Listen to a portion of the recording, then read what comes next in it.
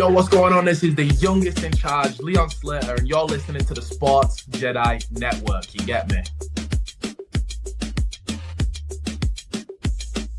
You're watching Jedi Sports Network with Kev.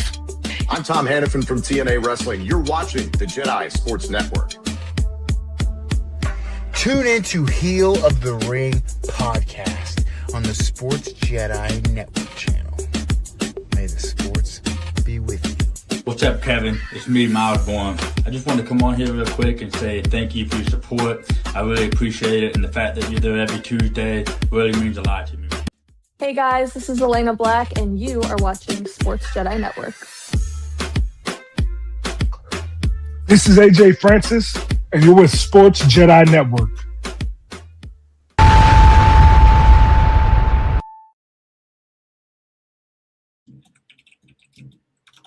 Going to square circle, far, far away. Welcome everyone to the Sports Jedi Weekly Wrestling. Of course, I am one of the Sports Jedi, your host, BX Sports Jedi Kev. If you're a fan of AEW, WWE, TNA, NXT, you come to the right place because we're going to break down everything that happened in professional wrestling in that world from July 11th through the 18th. We're going to start off with the build to SummerSlam, Saturday night's main event, all that stuff from Fanatic Fest. Also, AEW Redemption shaping up to be a card where we're going to hear a lot of the Dynamite Bros input on that. And, of course, TNA, Dark Side of the Ring, and Lethal Lockout. The Knockouts tournament continues for the television title.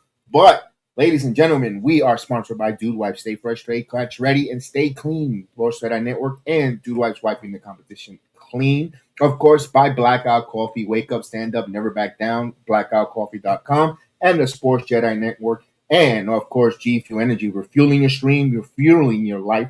Go to gfuelenergy.com, use promo code PGHChris, and save 20% off all the different products on G Fuel Energy, all the different tubs. And we are going to get into it. Don't forget to hit like, share, subscribe to our new channel, the Sports Jedi Media channel. And as we continue to grow, as we're getting our old channel back, and we're working on that. But enough of that. I want to go around the horn to all the Jedis, the Sports Jedis here that are accompanying here each and every week. Let's go right to the guy, the sharpest mind on the channel. PGH Chris, good afternoon, friend. Good afternoon. Good afternoon. Yes, ready to talk some wrestling. Not a bad week here. Not a bad week. We got Saturday night's main event tonight. Fanatics Fest is currently going on. That's why I said fuck Tom Brady during sound check, because he was just doing an entrance. And we're no fans of him over here, at least me. So, yes, shout out to everybody. Thank you guys for supporting us here on this new channel. And we're going to give you guys deliver the best content, talk about Saturday or weekly wrestling here on a Saturday. So, let's get to it. And the man who has always a good PSA, but he gives you the hard-hitting facts and truth, the one and only Haas Knuckle Brew.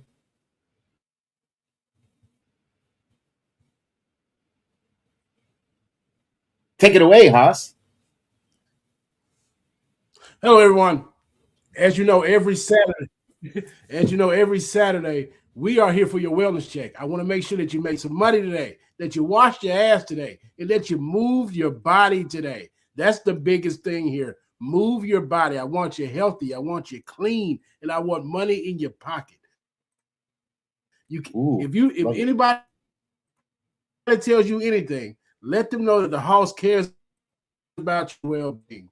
And the Sports Jedi care about your well-being. So let's make some money. We want some wrestling. Get after it.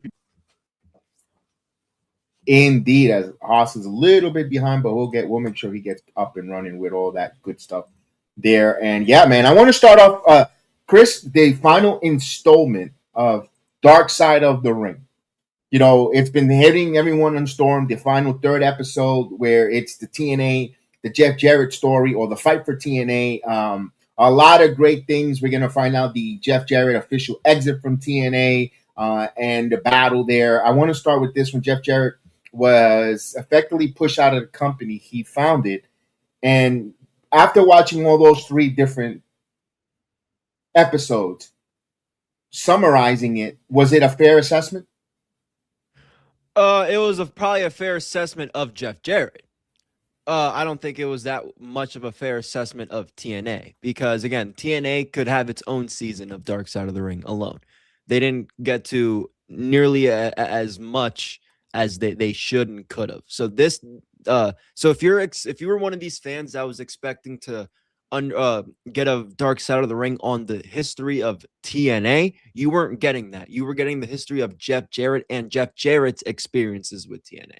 I think that's where maybe some fans might have got misled, and I think that's where, if there are some criticisms, that will be. But I think a lot of, again, fans misread, and again, they did a good job of explaining it even during their media press. This is a story about Jeff Jarrett and his experience, his story of the company he founded. You cannot have the story of TNA without Jeff Jarrett.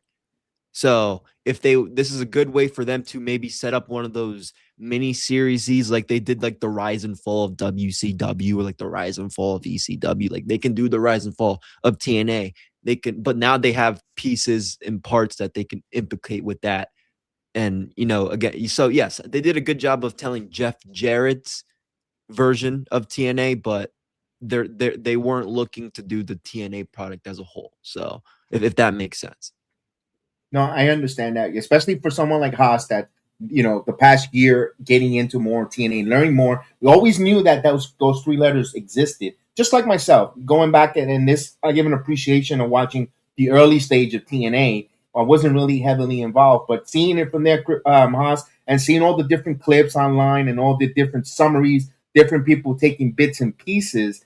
Did you feel that it was a vindication of Jeff Jarrett's story, or do you want to know more about who is this Dixie Carter that everyone keeps talking about?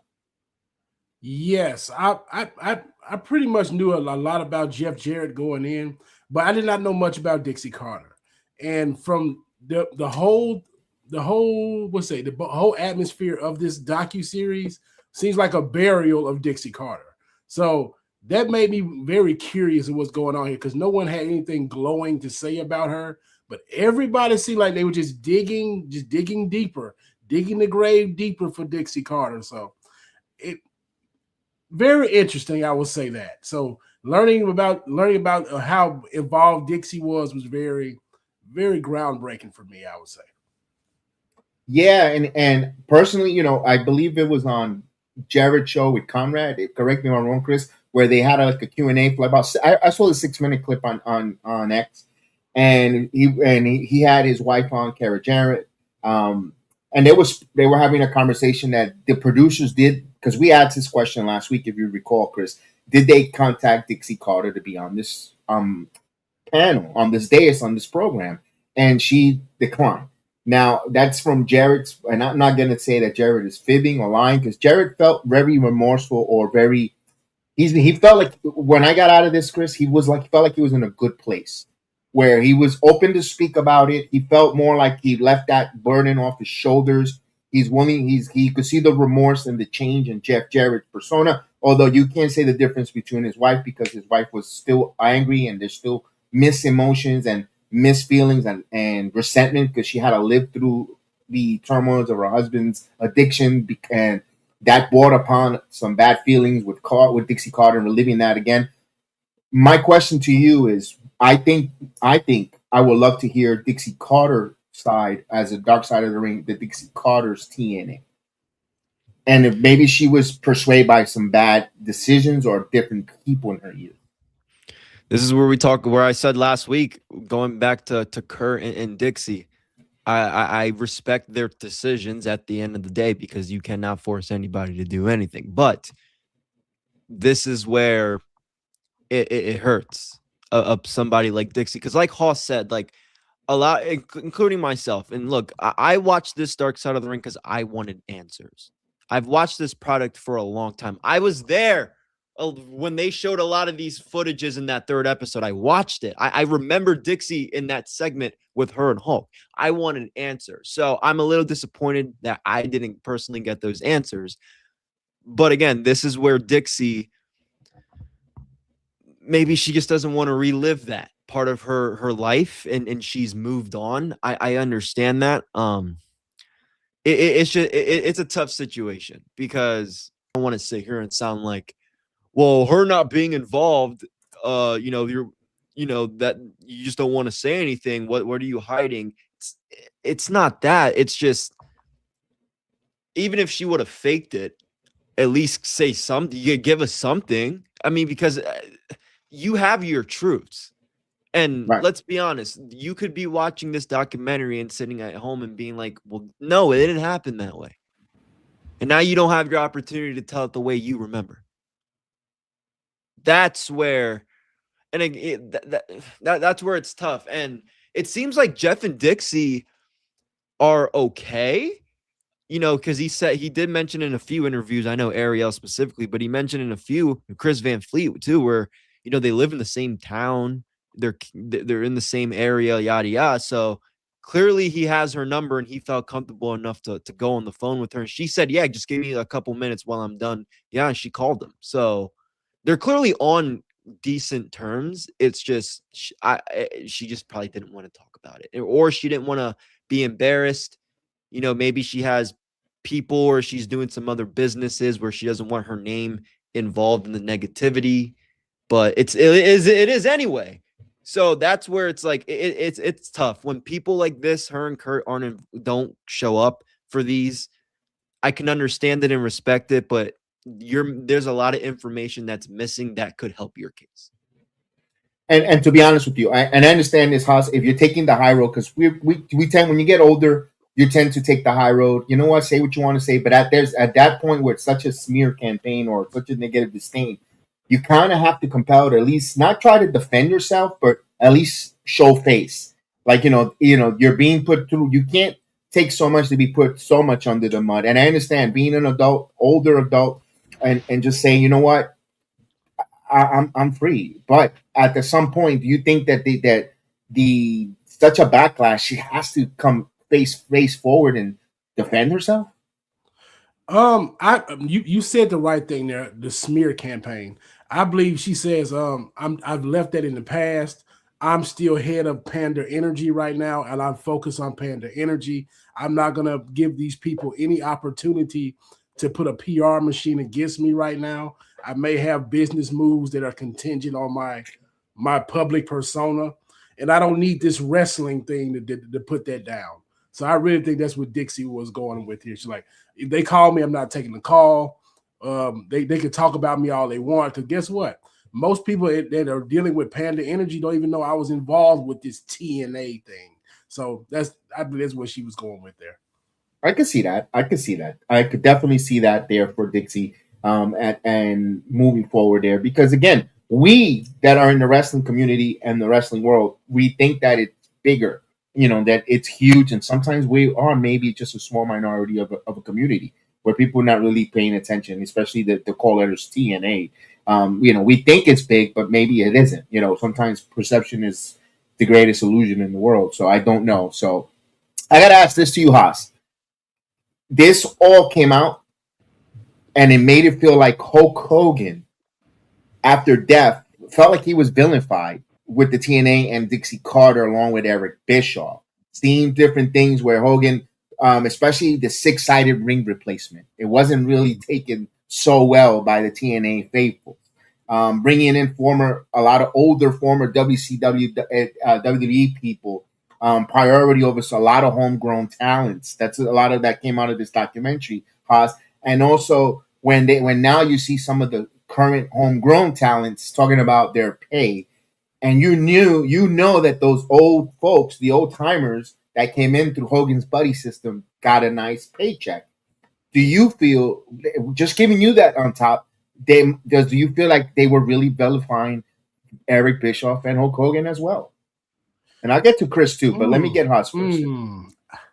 That's kind of a tricky subject there. I don't think they were trying to put them over per se, but I don't know. It's kind of hard to read there. I know a lot of people would be upset because Hogan took up a lot of space, a lot of air in the room, if you will. So yeah, I don't know. They tried to dance around it best they could, but I don't think they were either trying to be too negative or too positive. So they tried to be equal with the PR of Hulk Hogan, especially with him, dying this past year. So I don't think they wanted to go too hard either way. And Chris, I'm going to ask you that. I'm going to add on to this because and us as well. After Chris, we can still continue the subject. We saw the Netflix docuseries for Hulk Hogan, and in that series, in that documentary series, it felt like TNA was a saving grace for Hulk Hogan, where he was down on his luck. He had no more money. He was seeing his ex-wife with the new boyfriend, flashing the boat in front of him, taking it away, and he was really in some dark spots. It kind of TNA saved his life. But here in this documentary series, Chris, he comes in and it looked like he brought chaos that he had in his personal life into TNA. Did you perceive that, looking at that? And talk to me about the Hogan vilification and Bischoff. Okay, so the documentaries. You brought up the Netflix documentary with Hogan and this one. The Netflix documentary with Hogan was about Hogan. So right. To me, I'm thinking of this as a good PR because he's still involved with all this shit even after his passing. I think with them, they were like, okay, when they talked about TNA, yes, TNA saved him from a financial problem. But what this documentary is showing is that caused a problem for the company he was working for, because Dixie, again, this is where Dixie needs to come on and tell us why was in her mind did she think it was a good idea to bring in Eric and Hogan when Russo was the head writer. You should know right then and there that is not going to work. So yes, this focused on Hulk Hogan's his impact on TNA, and it wasn't that in a negative way because he was taking up all the money and he had a creative control. Russo stressed that out a lot in this third episode. That was essentially, when you have the three guys who didn't get along in the company that is no longer there in WCW, do you really expect that anything's going to change here? And Dixie was no level of authority. She knew jack shit about the wrestling business. She she trusted Eric and Hulk with that company. She trusted Eric and Hulk with her lives at that time, which was a mistake. But when the person paying you is saying, do whatever the fuck you want, and she's telling Russo, hey, yada yada, she thinks Hulk, it's Hulk.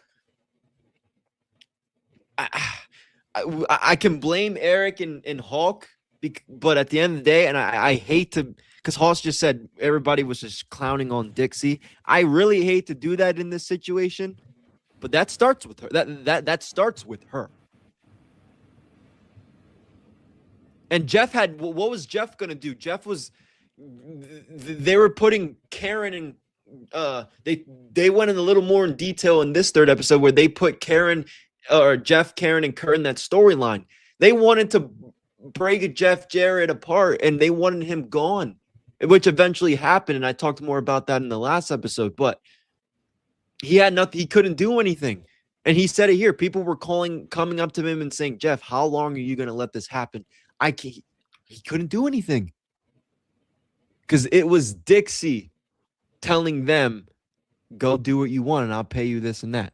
And Hogan and Bischoff, they're not great. Look, I mean, and they talk. Yeah, I'll keep it up with that because I know there's a little more that happened in this third episode. But yeah, that's why I think they made a difference between the Hulk Hogans, because the Netflix documentary was to make him look good. The Dark Side of the Ring was telling the TNA story, and he didn't help TNA in that situation. Yeah. So was it unfair to say, or is it fair to well-deserved criticism that Dixie Carter was in over her head and she trusted the wrong people and her loyalty outweighed the business decision? Do you think that's fair, at least from this summary from us talking here for the last few minutes and seeing the parts online?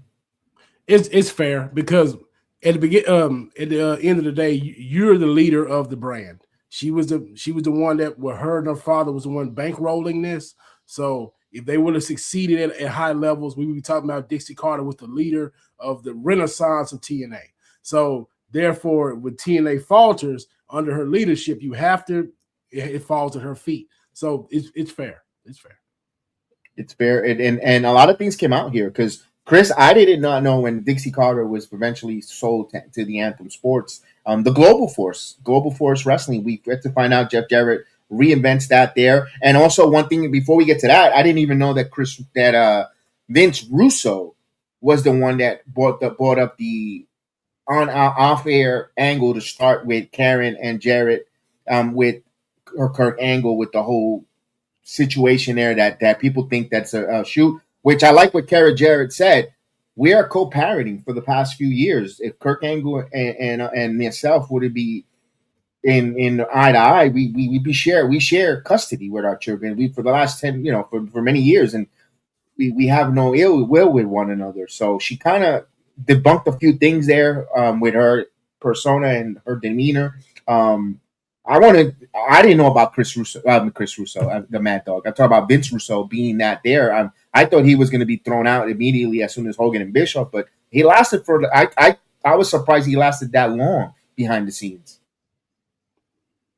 Yeah, so was I, especially with Cornette or around there at the time too. But yeah, with the Karen and Kurt and Jarrett, yeah, look, they both have talked about it openly. I know Jeff has talked about it more openly in the past. Like, he's been asked, "How's your relationship with Kurt Angle?" And he says the same thing. We co-parent. They've spent holidays together.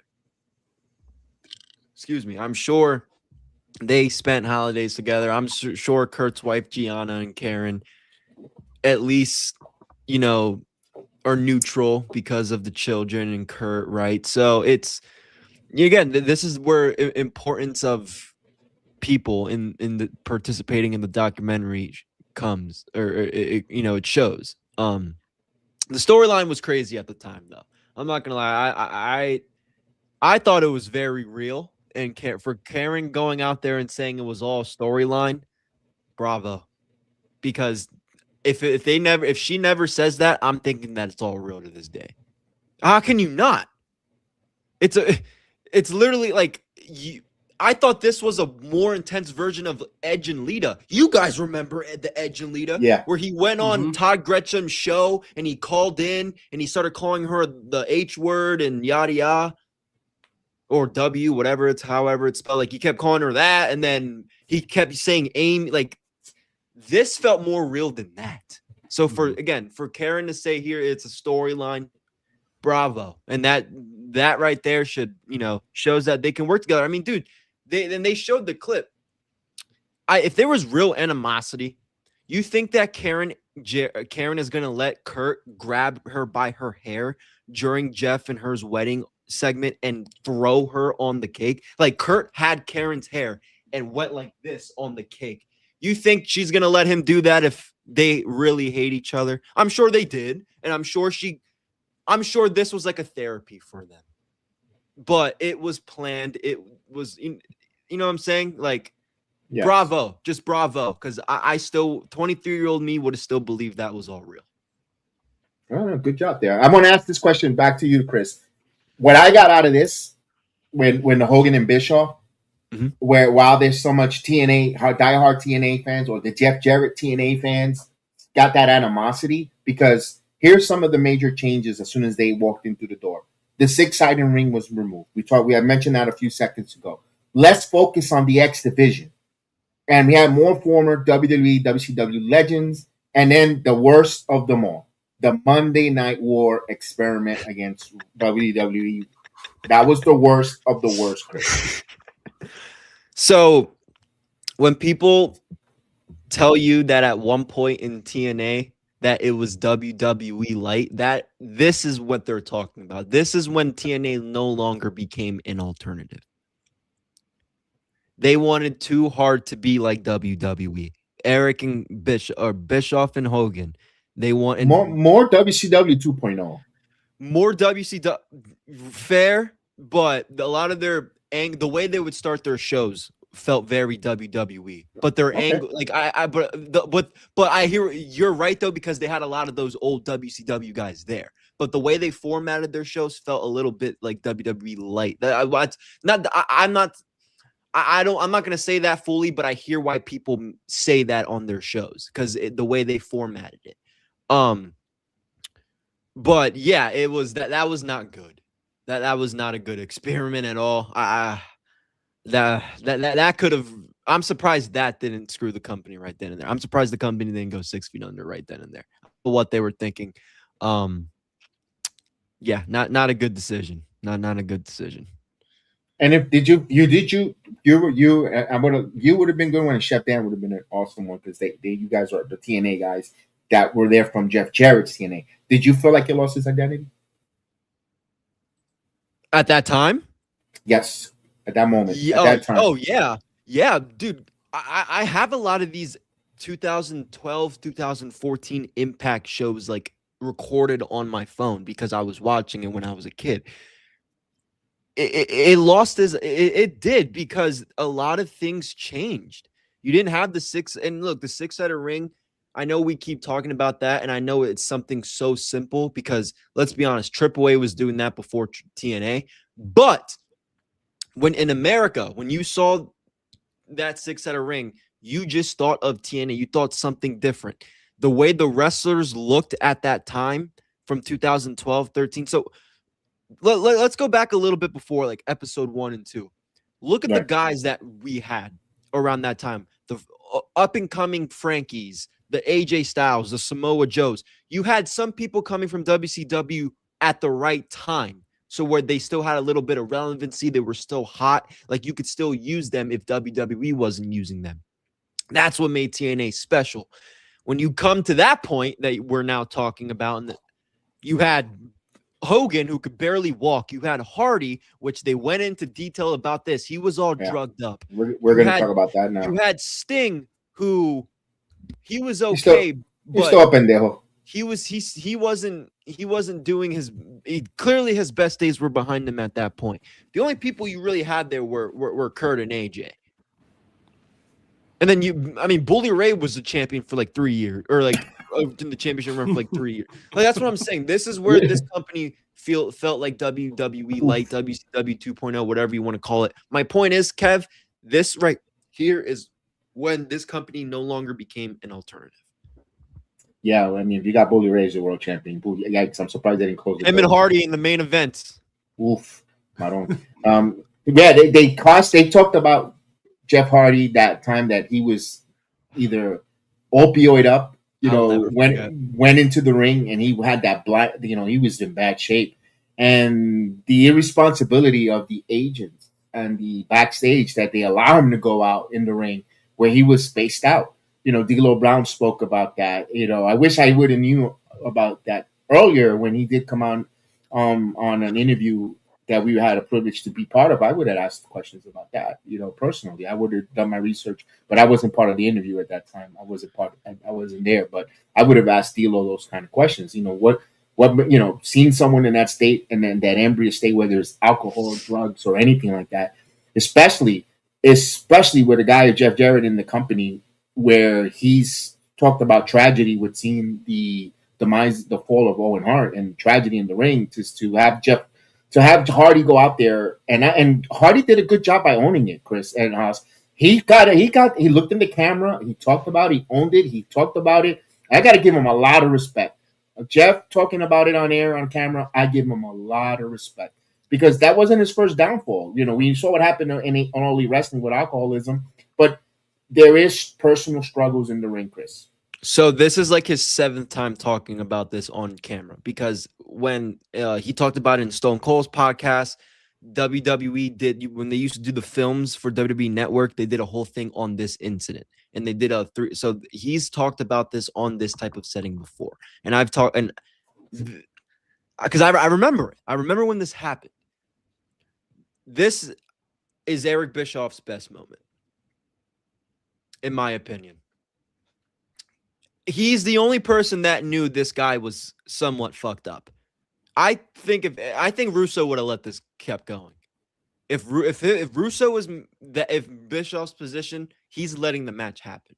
Sting knew damn well he wasn't able to go.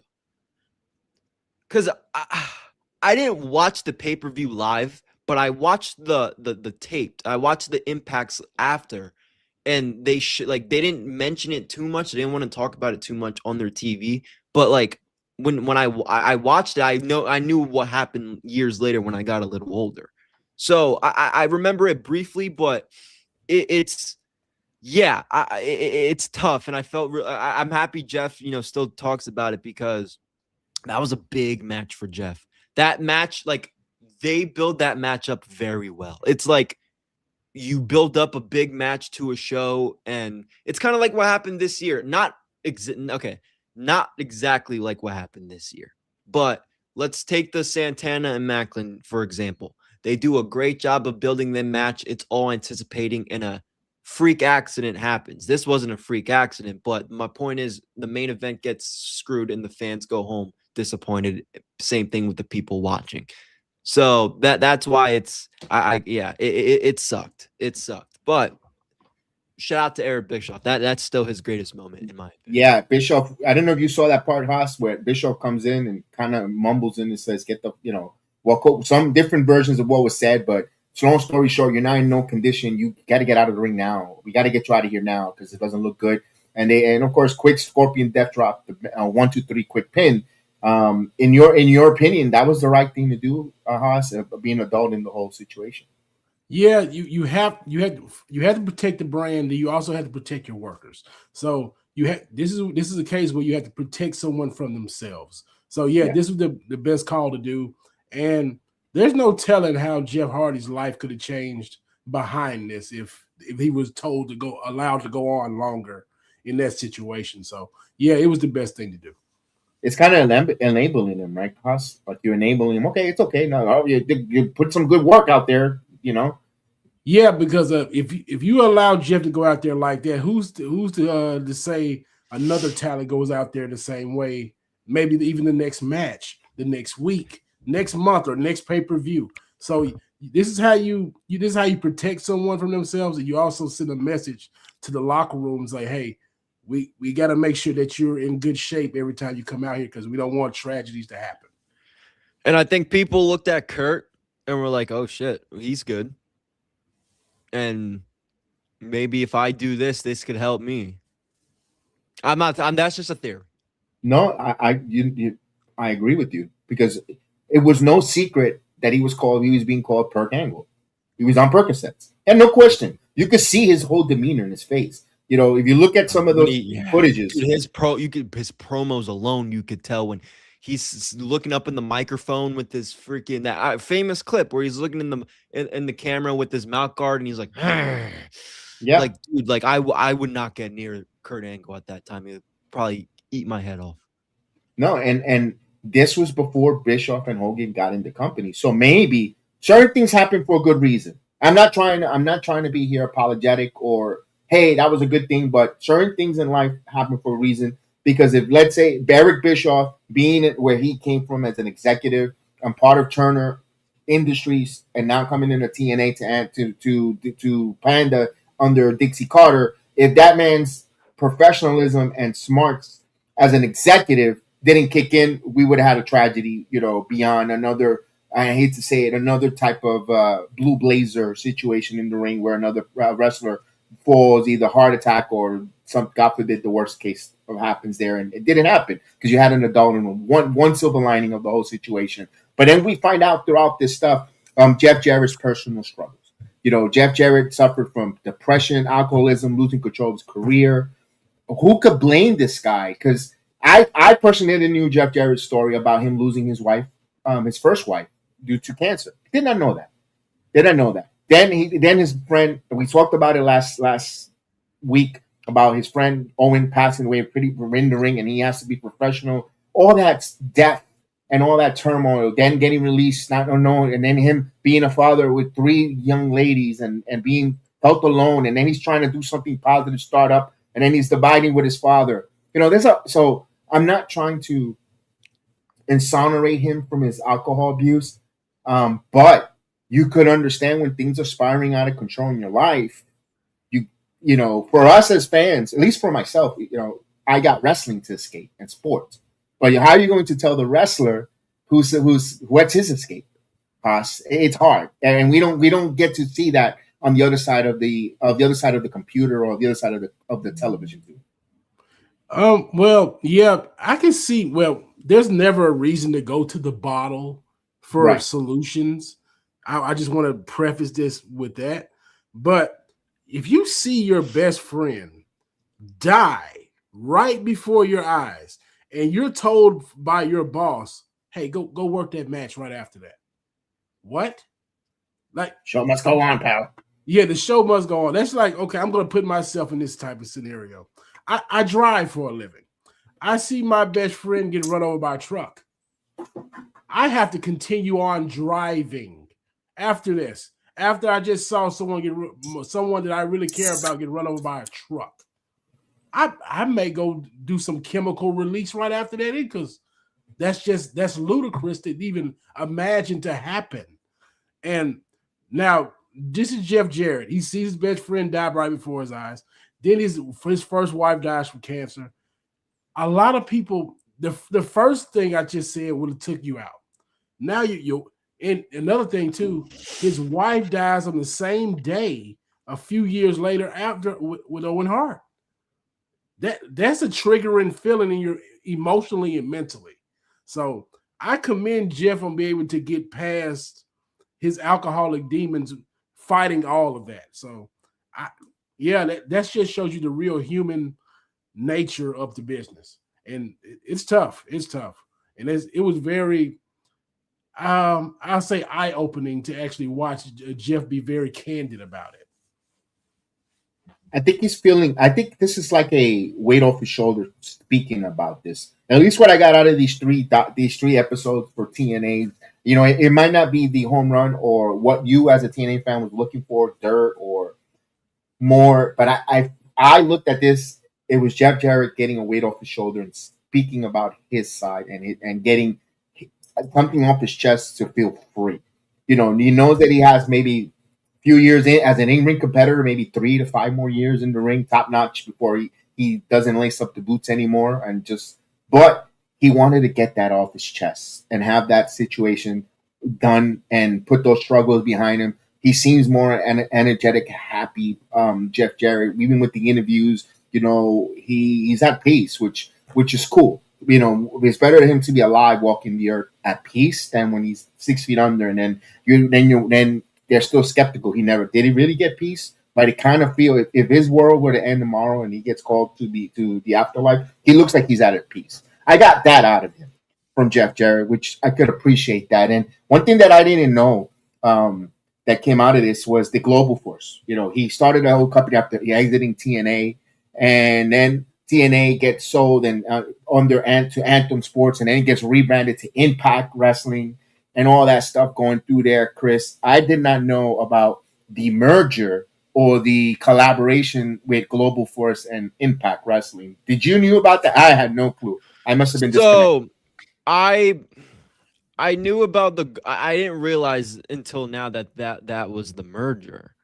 Like, I knew a little bit about what Global Force was doing because they showed it a little bit in the clip, but I do remember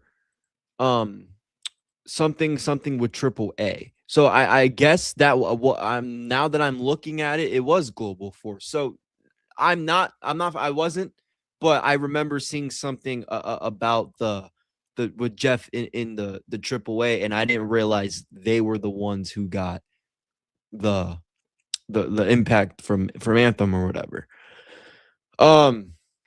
Scott talked a little bit about it too in some of his interviews. But I mean, look, they don't make money. They're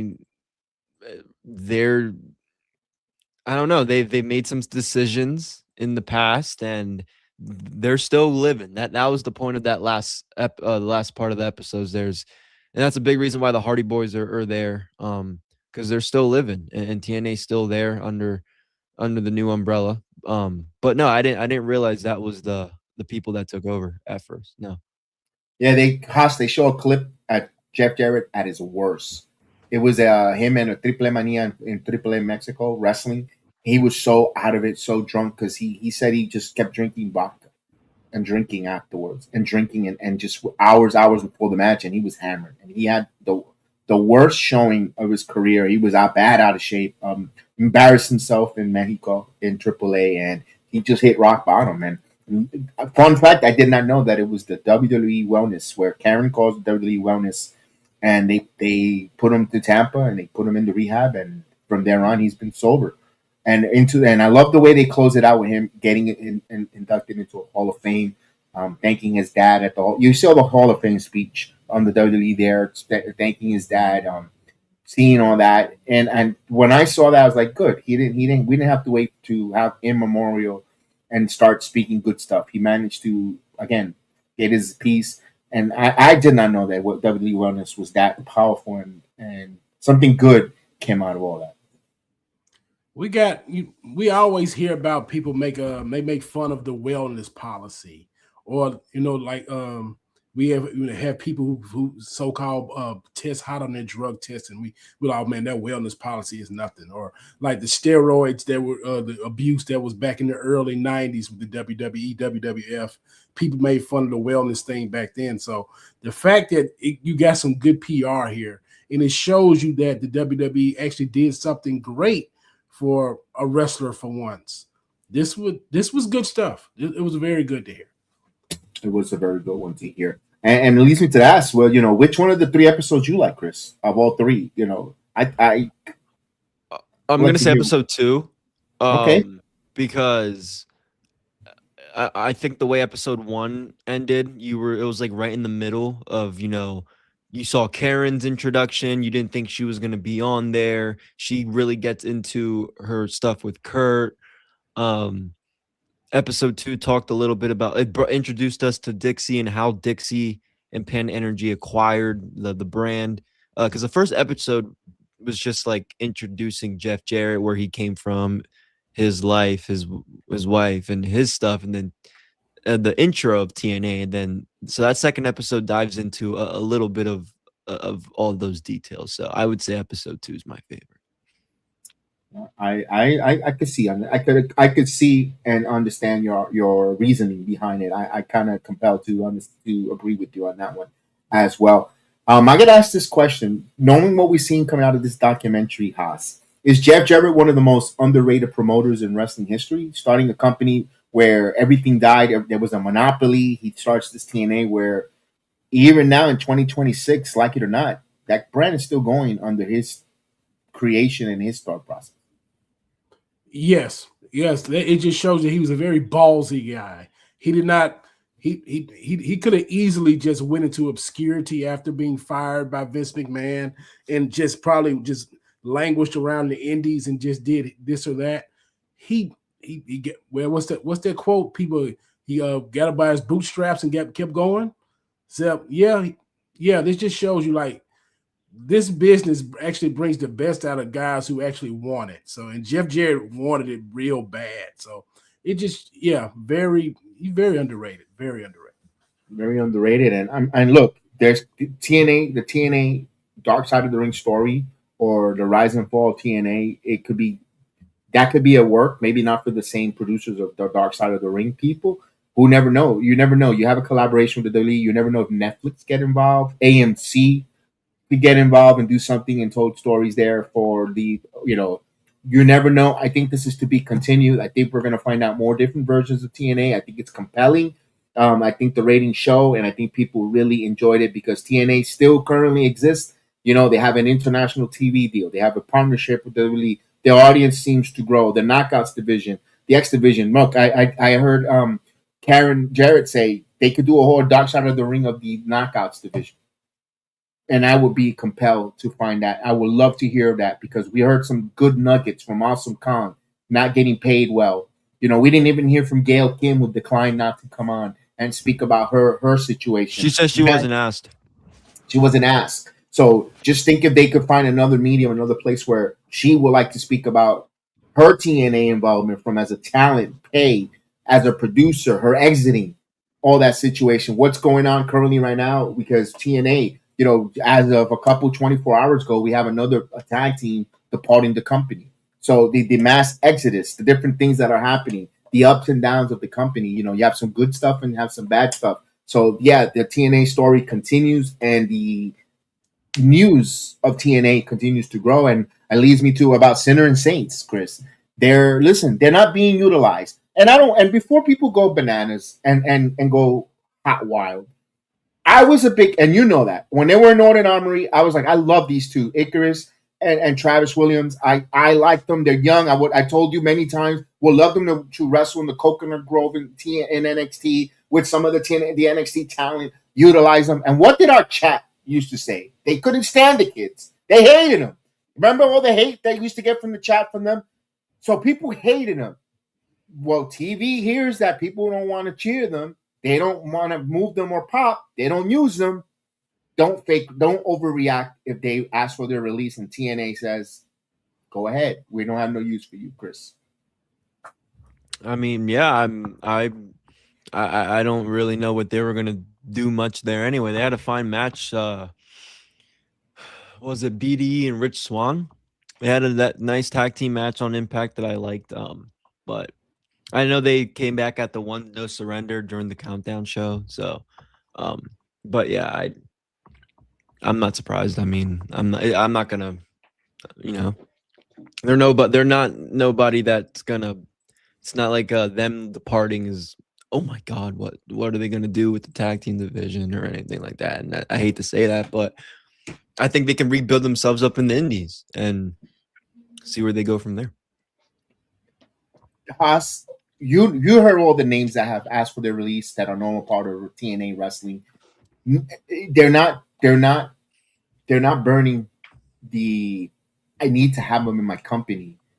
You don't hear that they say their names being called on the Rolodex. They're still not signed. Danny Luna, case in point, everybody made a big deal. Oh, she should have. She has more. It's been 90 days since she left at TNA, and she hasn't showed up in any television shows. Steve Macklin, he wanted his release. No disrespect to Steve Macklin. He's doing independence and doing his thing. You see, give me some other names, Krista. Help me out here. Mila Moore, not Mila Moore. No, Mila Grace hasn't done anything. Sammy, he's a producer. I'm not going to say. Now he's in AEW being a producer. Great. That's fine. That's what he. Joe Hendry's in WWE. Alexander, he's in AEW. Ace Austin's in AEW. Yeah, Danny Luna's the one that comes to my head. Iconics, they're occasionally with AEW.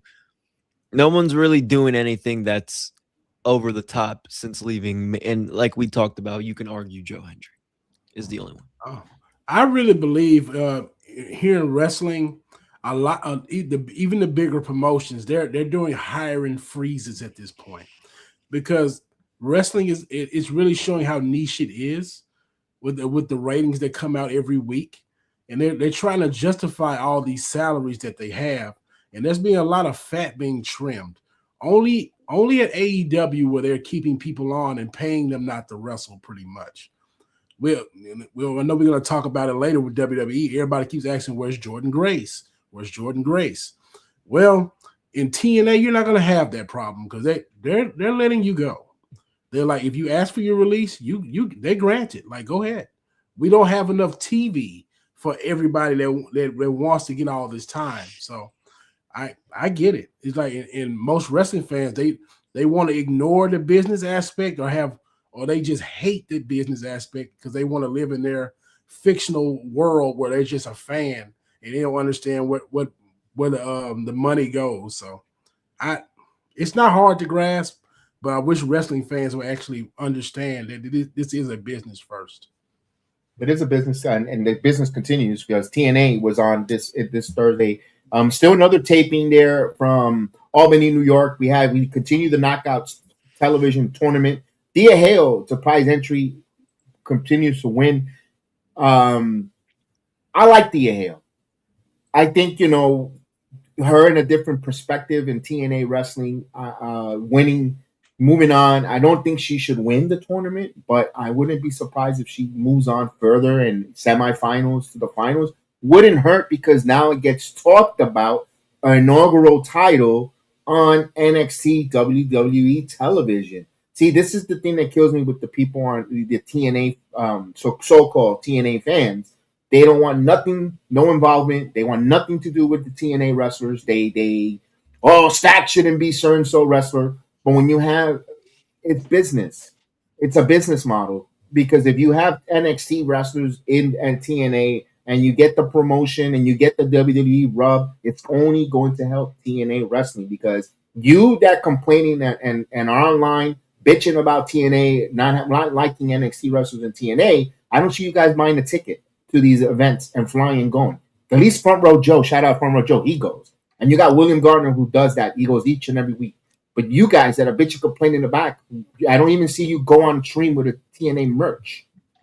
So how are you supporting the team by bitching and complaining about having NXT talent involved in the business? It's good for business when you see the TNA wrestlers on because you're getting another set of eyeballs, another set of market where everyone's talking about ratings and exposure. I have no problem with Thea Hale moving on, Haas. Thea Hale is entertaining. She tries. A lot of people, especially the women, they need people that try to entertain. Don't just go out here and do these moves effectively and do the formulaic matches where we pretty much know how they're going to go and how they're going to end. You have to have real characters. And Thea Hale, she tries her best to be entertaining. If you go on her social media, she does these little dancing routines and all these little gimmicks. She's trying new things. So I can see why she would get a slight push on TNA television. So they need more of that. And that sends a message to the locker room like, hey, she's actually trying to get people to pop out here by more than wrestling. Try that. And TNA know they need more of that, especially in their knockout division. So I have no problem with Thea Hale moving on. I have no problem with it. And I go to Chris, who is a proud owner of a Thea Hale signed trading card, so you could get that on there. He has that for sale. If anybody has some gooner bought it. Oh, okay. Oh, I thought you still had it for sale. Good job. Some gooner bought that shit as soon as I listed it. I got like 3 offers for it. I'll tell you guys off air, but I try to put you. I put you over. By the way, he does card collecting, so please check out his card review. Yes, some gooner bought that shit ASAP because there was only 50 of those cards signed. So yeah, some gooner bought that shit. And he's a Pittsburgh, That's why I'm going to support my Thea Hale. There you go. So you enjoyed her match. I thought the match was a good match. They both had the size, stature, and the match was good. It was a fine match. Like I said, I like Thea Hale. She's obviously a fellow Yinzer. I like her. I like her personality, all that stuff. The TNA NXT stuff. It when it makes sense, I love it. Is she an inaugural champion? No, that screams Elena Black. But I mean, like, I'm gonna say something. Yeah, finish. I'm gonna say something right now. Okay, because I'm curious what you're gonna say. But I feel like I think it's gonna be Elena. But I like Thea. Her involvement's fine. I like it for her. Again, it makes sense here because they need more women in the tournament. That's why I was like, how are you gonna have a whole tournament because we talk about the lack of women, Kev. We've been talking about this for the last year. So that was so it makes sense here. And again, she's not doing much. I know her and her boyfriend are on Evolve, and she's trying to get some time to do stuff. So I dig it. But yeah, I mean, when they posted the thing of Elena Black arms grabbing the lockdown, I don't know. I just think this championship's hers to win, unless yours can intrigue me. No, because here's the thing. I was watching TNA Impact Zone on Thursday, and then we had a backstage with Elena Black, and it screamed Elena Black, your inaugural TV champion. Who doesn't want to see her on television each and every week? I'm like, oh my goodness! But she's cutting a promo about the tournament, Haas. Here comes Zaya Brookside, and they get into it in each other's face. I'm like, whoa, wait a minute, whoa, wait. It kind of feels like Elena versus Zaya is going to be, and Haas, you said that when we interviewed her, and that's why I thought of you immediately. And even though she's in the tournament, and who gives a shit, because we're gonna talk about things that got me so pissed last night on SmackDown. I'm gonna go on some rants soon, guys. So I got a lot of things. I'm ready. I'm fucking ready. So I saw that there, and I go, Elena Black in Chicago for the Knockouts title. I could see it, Haas. The thing about it is TNA they're trying to get more eyes on the product any way they can. And this is where the Gooners come into play. Elena Black has a big OnlyFans market. They want they want people to have visibility on this product, and this is how you do it. If you got people up here paying to see Elena Black on OnlyFans, and you put your biggest belt on her, they're gonna be like, "Oh, where did she get that belt from? Oh, she actually does more than modeling on this OnlyFans thing. Huh? I want to see her move around a little bit and wrestle." That's why you would belt her, or at least have the visibility there. So I see the vision that TNA has going on. I see where the demographic is going. So this is very interesting. I like it. I like it. And the other half of the tag team, or the other half, of the knockouts tournament bracket, we have M by Elegance defeating Rosemary, which I was very surprised, Chris. You know how big I am on Maggie, but I always think she's not quite there yet, with miles away. But she beat Rosemary with Ali. I wasn't surprised. Because her and Bunny, that's the focus for, I think, her and Rosemary right now is her championship with Bunny. And again, you have to build up Maggie. And if you guys are correct about this Elena Black situation, I wouldn't even fucking be surprised if she's the first one to win this. I'm on board. So I understand what you mean, because I think now that Rosemary has been on TV more and she's a champion, I think you want to see her more on TV, and I think she should get a somewhat of a push, and this could be a good opportunity for that. But this is your chance to build somebody, and I think that should be M. So I like her. I'm not surprised at her getting the win here.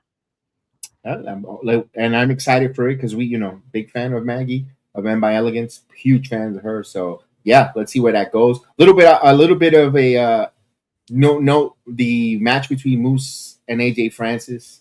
My goodness, I know it ended in no disqualification, but that spear from the top rope on AJ Francis on Moose was so those two guys bought it. That was a great television match. We had no decisive winner, but Frankie Kazarian interfered. Frankie Kazarian was at ringside. We saw our friend Chris Lucky Leone was in the ring giving the popcorn. She was the fan that was planted. Yeah, I saw that. Yeah, I was like, "Oh, look at Lucky. Good to see her there." Yeah, and boy, Philly too, or she's going to be in Philly too. So it's good to see her being utilized and working in the rental business, whether it's a plant, a extra. Good for her. It's good for her that she's getting to see her in there, and that's how you use a plant, Haas. And they don't, and she doesn't get offended. Mm-hmm.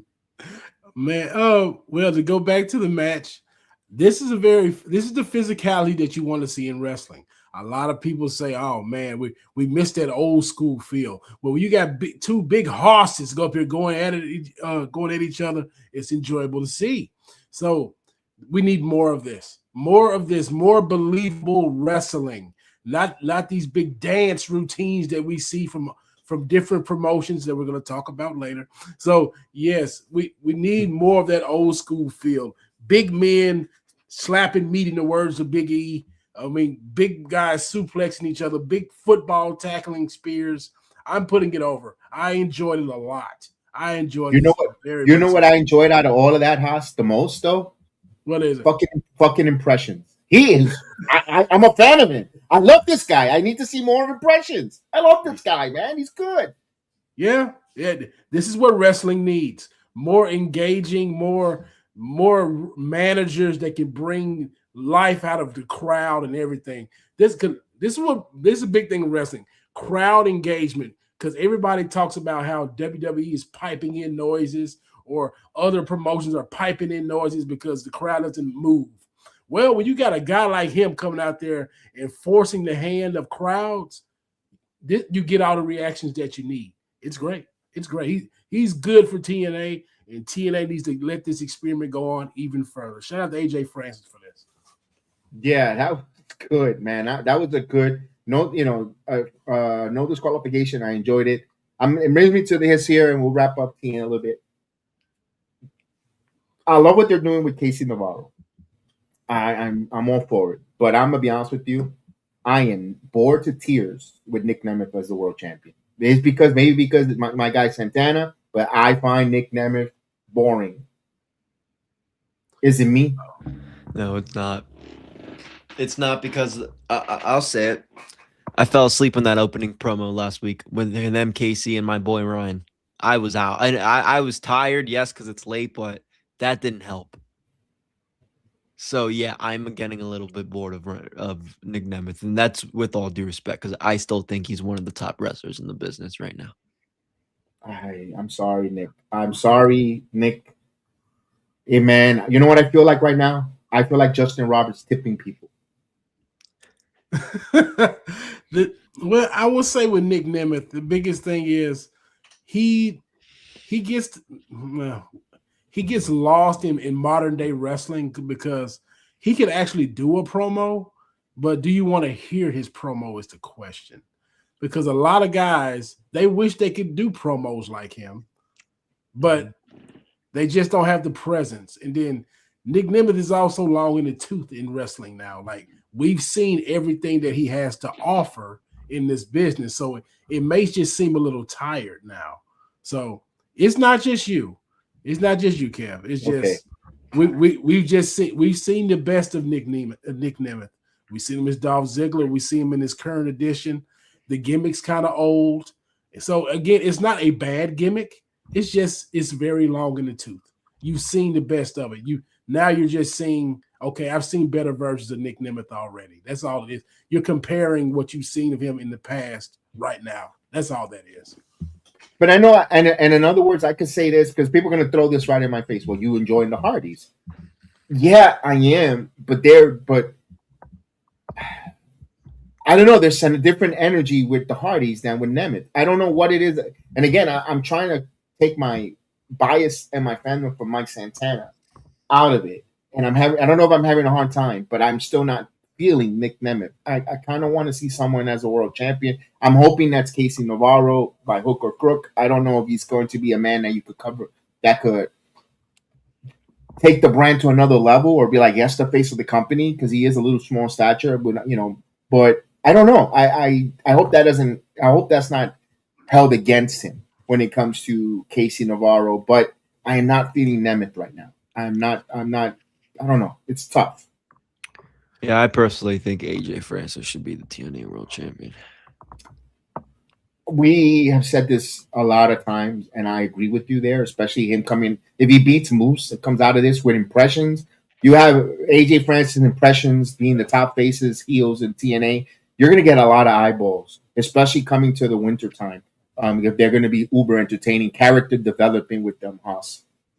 The biggest thing here with Nick Nemeth is the company is trying to they're trying to keep their wrestling persona going, and Nick is one of the best in-ring workers that they do have.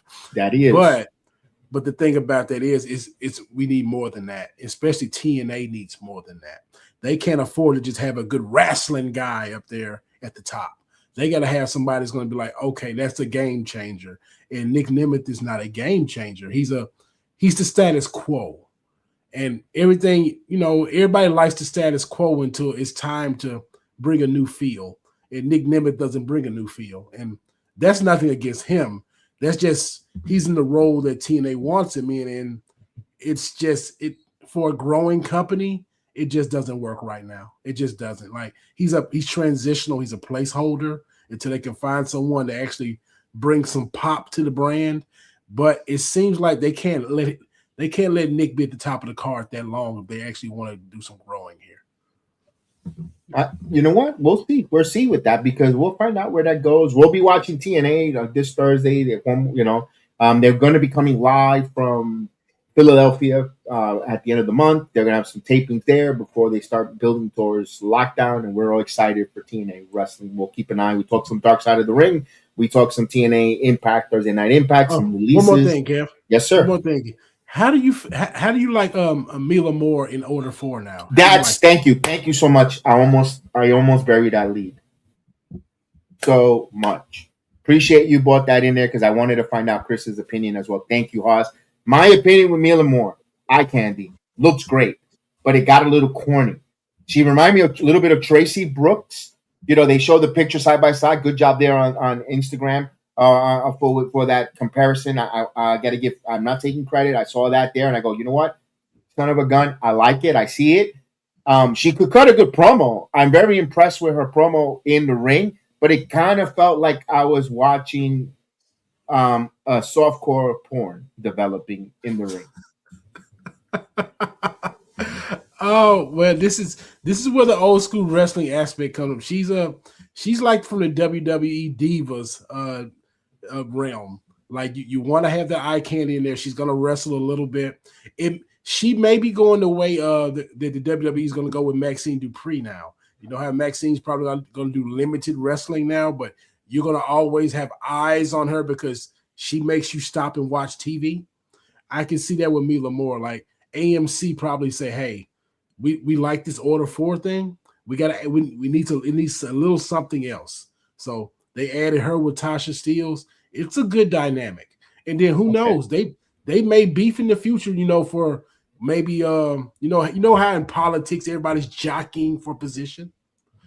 Maybe Mila Moore gets into Mustafa's ear more than Tasha Steelz, and we get an implosion there in the future. So you never know. There's possibilities there. It's building to a nice storyline.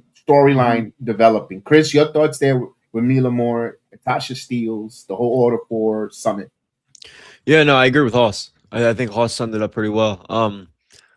I actually liked her promo. I thought that was actually pretty good. I'm not saying she's bad in the ring or anything like that. She definitely could have been in the Knockouts tournament, but I think right now this is a more of a consistent role for her. So that I like it. She sounded pretty good, pretty confident. She looks good with the group. Obviously, looks good. So that it could help. That's gonna help her. Or that outfit every week's going to help her in this business. Unfortunately, did it give you Tracy Brooks vibe? Yeah. Oh yeah. Let me ask this other question. What do you think that leaves Victoria Crawford? She's probably going to be the next one released. Okay. I mean, I hate to say that. What's she doing without? What's she going to do without some big stuff? She's better as a sidekick. Is she crazy enough? Let me ask this. Let me throw this out there. Yes or no? This is far-fetching or radical, whatever you want to say. Could you see her along with Impressions and AJ Francis?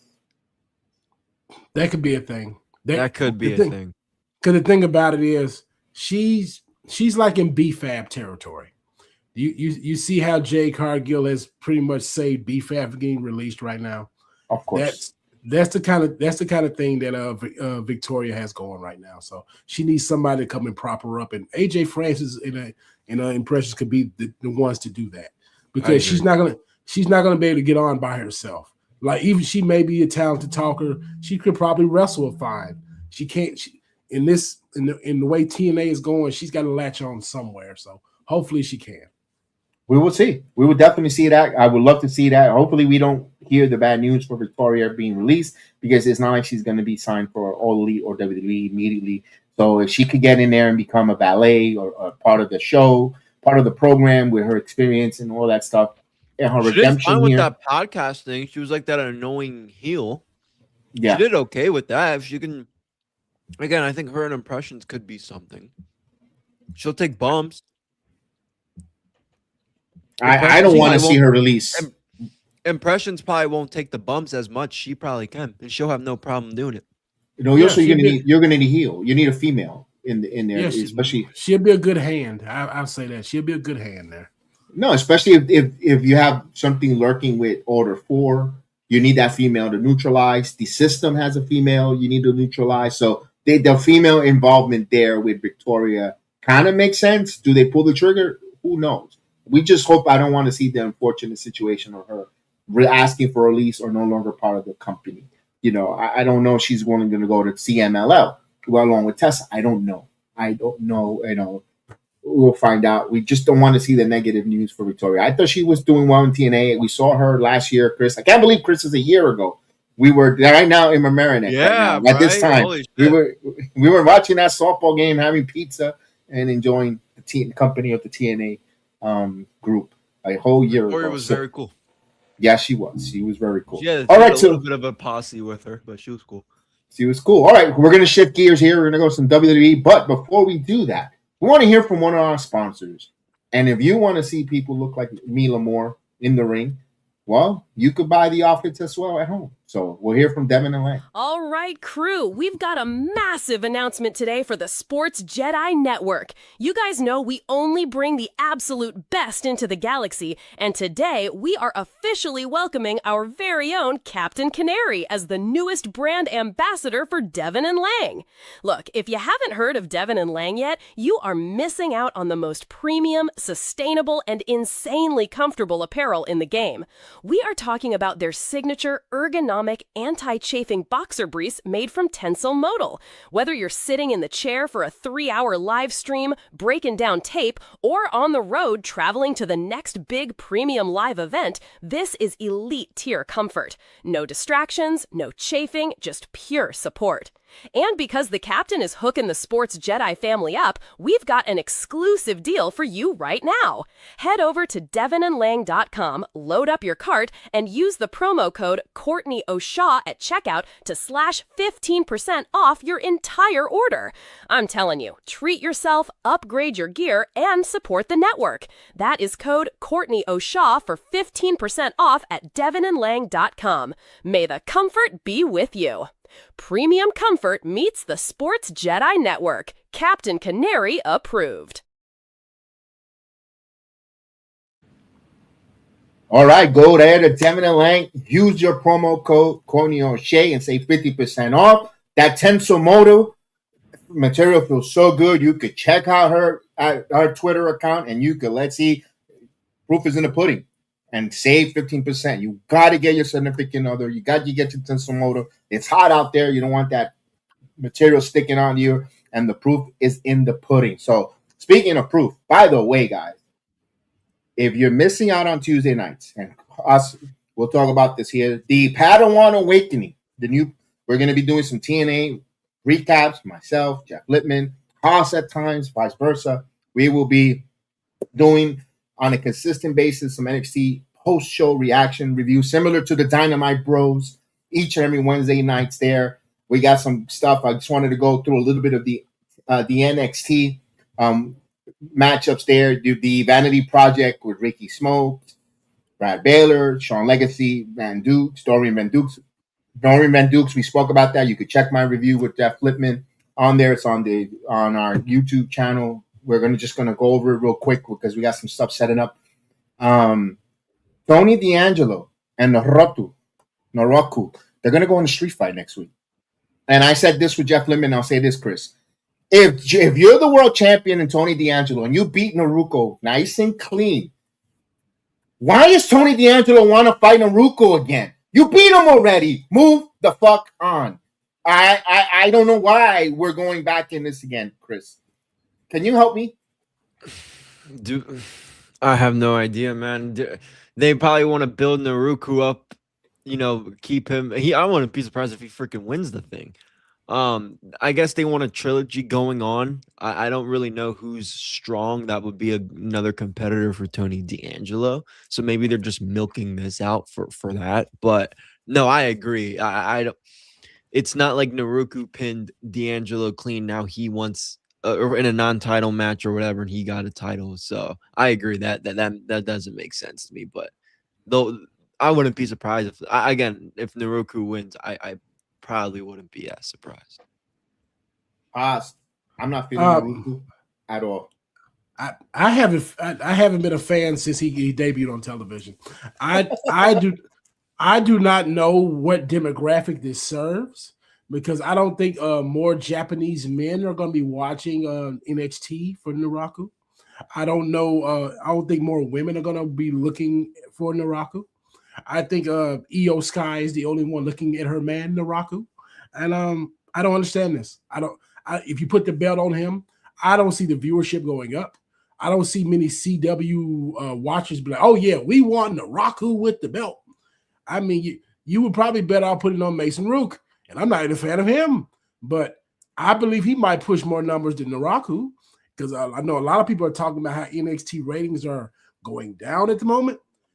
If you take that title off Tony D'Angelo, because first of all, he's not a big ratings boost himself, but you're going to put it on Naruko for a guy who speaks limited English, and he's not the most, let's say, aesthetically pleasing guy to the eye, I don't see the vision. I don't understand I don't know where Shawn Michaels is going with this.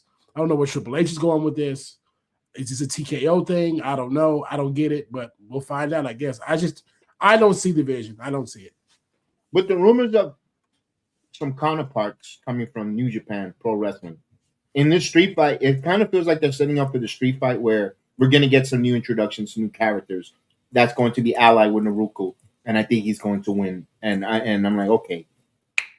I don't know if that's going to be exciting because you bring in a fashion, a group, some help with wrestlers that we don't know either. I mean, we got to be fair. We didn't like the Forbidden Door, and we were like, who are these guys? What makes you think we're going to get excited in NXT television too if we don't know who they are either? Yeah, there is going to the wrong demographic because NXT is a younger demographic. More younger fans watch NXT pretty much. I mean, are they really the New Japan watchers? Am I missing the boat? Am I misreading the room? I don't know the demographic of the New Japan watcher. I don't understand it. So I don't know where they're going. I don't know, Haas. I gotta ask this question though. I feel like NXT is for the more older wrestlers than the younger. I mean, older demographics than the younger demographics. To me, I feel like the younger demographics. This is my opinion. I feel like demographics watch either they're really into All Elite Wrestling, and they will go out of their way to go to watch New Japan Pro, and Noah, and it feels like the older, like from 37 up, will do the more WWE more, and will watch the NXT brand. I don't know. I have that, and again, it might be me because since I'm in that demographic, maybe that's why. And again, maybe some recency bias, or there might be some personal bias towards it. But I kind of feel that way because when I was growing up, or when we were talking about wrestling, having into it with other people, we didn't give a flying cahoons for Japanese wrestling. All Japan, all that. We didn't give a crap because maybe we didn't have no access to it. So I kind of feel like, because I didn't know my son has a New Japan Pro Wrestling streaming app subscription he pays. And he's been doing that for years. So he fits that younger demographics. And I'm just going by my personal experience. The best way, I'm going to defer to you on this because you used to go watch NXT live, and you're on boots on the ground there. So yeah, when you were there watching the shows live, like what did the demographic look like? It was mostly mixed, and there was a lot of people 35 up. A lot of that. There was still, you had your young people. Yes, you still had your young people. You had the guy that doesn't change his Japanese jersey. That shit walks by itself to NXT. He's a younger dude. I hope so. And it's a mix, but there is a lot of older fellas that will go there. A lot of older, not when I mean older, I'm talking about after 30. I don't want to call 30 old. They're not. You guys are so young, so you're just getting your prime. But that demographic is mostly 30 to 40 is mostly NXT, to my opinion. That goes week in, week out. Because every week, especially your Dave Meltzers and your other people that talk about ratings every week, they always talk about the 18 to 49 demo, and I just don't see how Naraku moves that, especially in the American market. I could be wrong. He could be a ratings bonanza. I don't see it, but more power to him. But look, if they're gonna give it a shot, Haas, at least they're trying. That's at least I'm gonna put a silver lining. At least they're gonna give him a shot to earn. But I don't know, man. I'm not feeling it. Maybe I gotta let it play out. My biggest deal in that, I know we're gonna move on. The finisher is garbage to me. I'm the front facing Russian leg sweep. Not a fan. Fan. That's a terrible finish. It's a terrible finisher, and then he doesn't look that imposing to me. I guess I'm too old school. I just don't see it. I don't see it. No, I tend to agree. And then Chris, you had a number one contenders for the women, and you had Kalani, Kaylee Armstrong, Lola Vice, and the match there were some spots that were a little slippery slope, a little sloppy. When I spoke with Jeff Lippman on Tuesday when we came on live, we thought that should have been the crossover match, and the women's North American title fatal 4-way should have been the main event, but we didn't know that. Hindsight is 2020. Lola Vice wins it again. They're rematching Kendall Gray. For her first title defense, okay, I could see that, but What are we doing here? What are we doing with Lola? What are we doing with Kalani Jordan, first and foremost? Yeah, I don't know. I thought she would have got the title shot here. But they did. Lola and Kendall Gray did very well at the Great American Bash, so I wouldn't be surprised if they just want to run this back. But yeah, I'm pretty surprised that Kalani Jordan didn't win. But shout out to Callie Armstrong because she hasn't been in much big matches in NXT from what I've seen, so she was able to prove she belonged. So good, fine match from what I saw. But yeah, I mean Kendall Gray and Lola did very well last time, so they probably just want to run that back, and then maybe Lola goes to AAA full time or somewhere else, and then some way somehow Kalani gets the shot against Kendall. Well, this is where maybe you could argue that they put the title off Lola too soon. That they could have have her won at a Great American Bash, got a rematch, and then have Kendall Gray win it, and then they could have Kalani from there. Yeah, especially I know Haas. Did you catch the slippage off the rope from Kylie Armstrong? And that's not the part that was sloppy. There was that was she recovered like a professional where she did the splash outside to the outside. But the match was a little bit off. Like the and I know they say multi-woman matches or multi-person matches are a little difficult there. Did that bother you though? All the different off sync with the ladies? No, because this is what the PC is for. I give grace when it comes to these type of things because we got so many people that's out here just watching so meticulously when it comes to these matches, and I'm just like, man, this is training. They're on television, we get that, but these women and these men are trying to get better. It's a performance center. Now, if you want to be very meticulous when it comes to main roster, go ahead. That's your business. I mean, I give grace up there too because this is a hard thing what they're doing. When you're trying to simulate a fight, God bless you because it could go either way. So that doesn't bother me. But my biggest deal here is we're going right back with the rematch with Lola and Kendall. It's nonsensical to me. Okay. If you're going to go this way, I'm with you. Lola should have kept that belt and have Kendall win the second time. That's how you book it. But again, this is a big problem in the WWE from bottom up. They do not know how to book the female gender for some reason. We have all this talent when it comes to the women. They don't know what the fuck they're doing with them. They have no clue. And it's just, that's going to cost women their jobs. They're going to cause some women to get lost in the shuffle. And it's a problem because, well, when you say you got some rants going on, I got a rant from SmackDown ready about this Rhea Ripley mess that we're going to talk about. And let me ask this question for both you guys. The right call to have the women main event NXT this past Tuesday? Yes. I agree Probably with the match on paper, yeah. On paper, and even by performance wise, even the match of the night was the women's match, the Fatal 4-Way, where because we found out later Liggs got hurt on a NXT on Coconut Grove in one of the NXT Sebring. Excuse me, she got hurt on one of the house shows there on the Coconut Circuit, and we had a Fatal 4-Way. And Zarya was showcased like the champion and the badass that she is. Like we've been screaming for the past 2 years when she arrived, enough with the pussyfooting with Sol Ruka and the love triangle, whatever. They love each other, best friends. She needs to go out there and be this badass, destroying people with the F5s, spears, all that stuff. And she beat those ladies. And on the match, we broke it down again. If you missed it, check out my review here on the Sports Jedi Media channel with me and Jeff Lippman. And we do the podcast review for NXT Recap. So we advise you to watch that. We go through it with some thorough intakes and thoughts, but just to move it along and talk about some NXT here on a Saturday afternoon. I thought great job for Zarya. What's next? I don't care. She needs to continue to be the dominant force for a long time with that North American. She needs to hijack that North American title and become the obstacle there going forward because, well, those that says, oh, she needs to go up to the main roster, bullshit. She doesn't need to go to the main roster right now. Hold her there because we're going to get into SmackDown. We had Friday night SmackDown last night. Go ahead.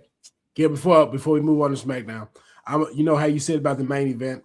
Yes. I don't think any man should be main eventing NXT probably for the rest of the year until they figure out. Agree. until they figure out a man that's going to actually take this division by the reins or by the horns, keep letting the women main event. I just don't see it with the male division right now. I tend to agree 1,000% there because none of those men makes me want to stop what I'm doing to watch them wrestle at all. At all. I agree. The only way I was gonna get intrigued to watch the men on NXT if Santana was coming to NXT, but that doesn't look like the case. I don't know if he will. If he does, we'll find out. Let's get right into that. Speaking of Mike Santana, I'm glad you brought that up, Chris. July 15th, Mike Santana put that tweet a week ago. We got to July 15th. He had a very beautiful footage video. His TNA experience. Saw some New York flair in it. Of course, the people, la gente, nuestra gente, and seeing Mike Santana, saw his beautiful daughter, and going through all the different things, the ups and downs in TNA wrestling, championship wins and so forth. The way I perceived it is Mike Santana saying goodbye to not just TNA. To me, I think he's saying goodbye to New York City. Where I think he's moving. Now, where to? Only time will tell. Chris, your thoughts on that one? Yeah, I think we talked about it on the 8th when he posted it. It's just he's a free agent. Yeah, he's saying goodbye to New York. I agree. And normally, what do you think that could mean, Haas? He's going to Florida. I don't know which place in Florida. I don't know, but he's going to Florida. That's Vecino. That's I got for you. Yeah, come be my neighbor. Come on, be my vecino. Come on, I got a couple houses here for sale. Mike, vecino, let's go. Will it be Orlando or will there be a rebuilding of bridges in Jacksonville? But it's gonna be Florida somehow. Come to Orlando, be my neighbor, vecino, Mike. I'm your big fan. We got tenemos la bandera. Look at this. We got the flag ready to go. Let's go. We got all that. Let's go, Mike. Let's go. I'll be your hype man. Let's do this, Mike. Vamos, véngase para acá, neighbor. Let's go, Boricua. Let's do this. But no, all in all, we'll find out where Mike Santana goes. No speculation. I don't think I'm still going to stick with my laurels. I don't know if he goes to NXT. I just got a funny feeling he's not going to. My God, I mean, he'll be the biggest thing and the biggest attraction there, but he's gonna rest. I don't know. I don't know if he'll go there. Let's get right into the WWE, the whole WWE SmackDown, and all the whole thing that happened with the WWE. But before we get into that I want to go talk about before I get to SmackDown, we get into all our crazy anger and rants and misfortune. Your thoughts on the Roman Reigns and Seth freaking Rollins? Before we talked about last week how we didn't like it. Did this Monday Night Raw promo and segment to me got me more excited. It got me more invested. Am I lining on my own or anyone? I got more invested in. I liked Roman, but I know a lot of people have said this, and I thought about this as soon as I was watching Monday Night Raw live on Monday. I'm the visionary. I'm the revolutionary. That part just turned me the fuck off because Roman Reigns just called you a bitch. He literally just said, acknowledge me, bitch. And he just went off and actually said something like, oh. And then Seth again, okay. And then as soon as he hit that off, I was like, yeah, no, this is just a one-sided thing. A one-sided promo battle right now. But it was definitely better than last week for Seth. I'll tell you that right now. But if he does not say that specific catchphrase, I like it a little better. It was the timing that he said it. If he would have said it before and then whatever, but you just got called the bitch with a big ooh and ah, and you just laughed and said that all you got because I'm the revolutionary, I'm the visionary.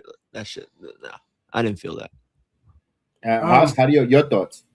I don't know how they gonna follow this up on Monday because this seems like the whole Punk and Reigns, I'm gonna bury you with your dead father routine. That's what it seems like. The two faces going at each other. What else can they say unless someone goes heel? So I believe they topped out. We still got 2 weeks to go, 2.5, something like that. I don't know what Roman or Seth can say that's better than what they just did this past Monday. So we'll find out. But SummerSlam can't get here fast enough for me for those two guys. But you're bought in though. I was already bought in from the jump. Okay. It's just I don't know how much more they can sell it to me. That's the thing. Okay. And let me ask this: the Brock Lesnar appearance, Haas. His confrontation with Obafemi, smiling and laughing. Okay, next is the contract signing, right? They didn't do the contract signing yet. That's the next thing, the next step for Brock and Oba for that Hell in a Cell. They're running out of meat on the bone. WWE ran scared with this segment. I'm with a lot of people. Obafemi should have got arrested. They should have went with it. I think they're scared for political ramifications. I believe they were scared to do certain things. You know, Obafemi beating up police, and police possibly could have beat him up back. I guess they were probably scared of real world complications from that. I don't know, but they didn't go far enough. You're gonna have Obafemi up here throwing Dallas PD like this. He should have left in cuffs. I'm going to tell you this now. As a black man, I would have enjoyed the segment even more if they would have went that way. I'm telling you. So, boy, when they said Dallas PD, I was hoping they were using an extra. Our guy Aaron was wrestling. I would have loved to see Obafemi flip them around. Aaron, we love you, Aaron. Man, Aaron would have loved it his damn self. He would have enjoyed that segment. Yes, that would have been great for him. So we got love for you, Aaron. I would have loved for him to see him up there. I would have loved it. But yeah, they just didn't do enough here. But it's fine. It's fine because these two men, they sell the match themselves. And I'm ready to see what Hell in a Cell looks like with these two big men. Hopefully they can go for maybe 10 to 12 minutes. But with the contract signing, yeah, like you said, I don't think they can do much more. Bro, you know, they have an opportunity for marketing. You know what? If WWE was, the greedy fucks, the Nick Khan and them, they should get a Blue Chew sponsor. We're going to go more. If you want to go more than 3 minutes, Blue Chew. And then you have that should be the sponsor of the match between Obafemi and Brock Lesnar. That ain't PG, Kev. That's not PG.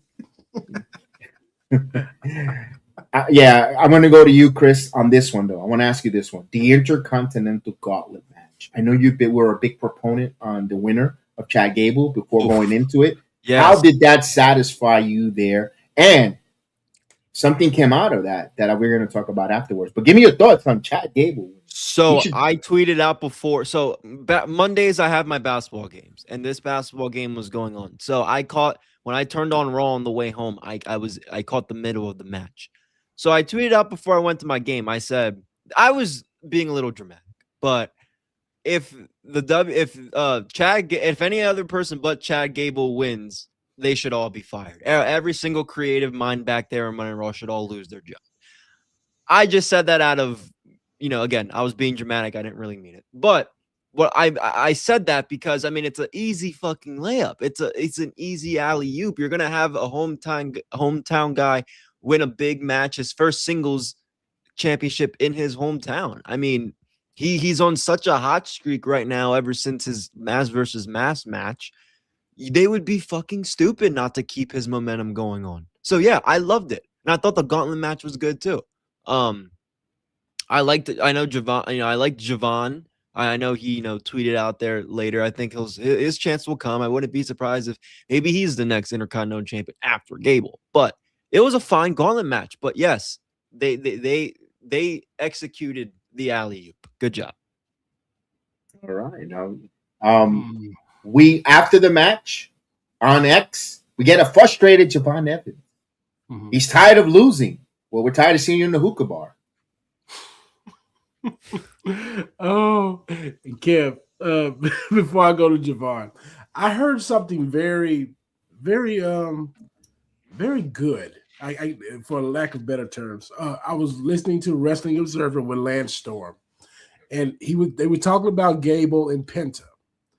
Now, if they really wanted this Gable thing to slap, they should have let Ethan Page beat Penta back in Saturday Night Main Event a while ago. And you would have had Gable beat a heel that people detest at SummerSlam. Because the thing about it is, when Penta first got here, his first match was against Gable. That would make Gable go do the whole El Grande Americano. Now we gonna have this whole babyface turn with Chad Gable. Why we gonna have him go after another Uber babyface in Penta to take the belt off of him?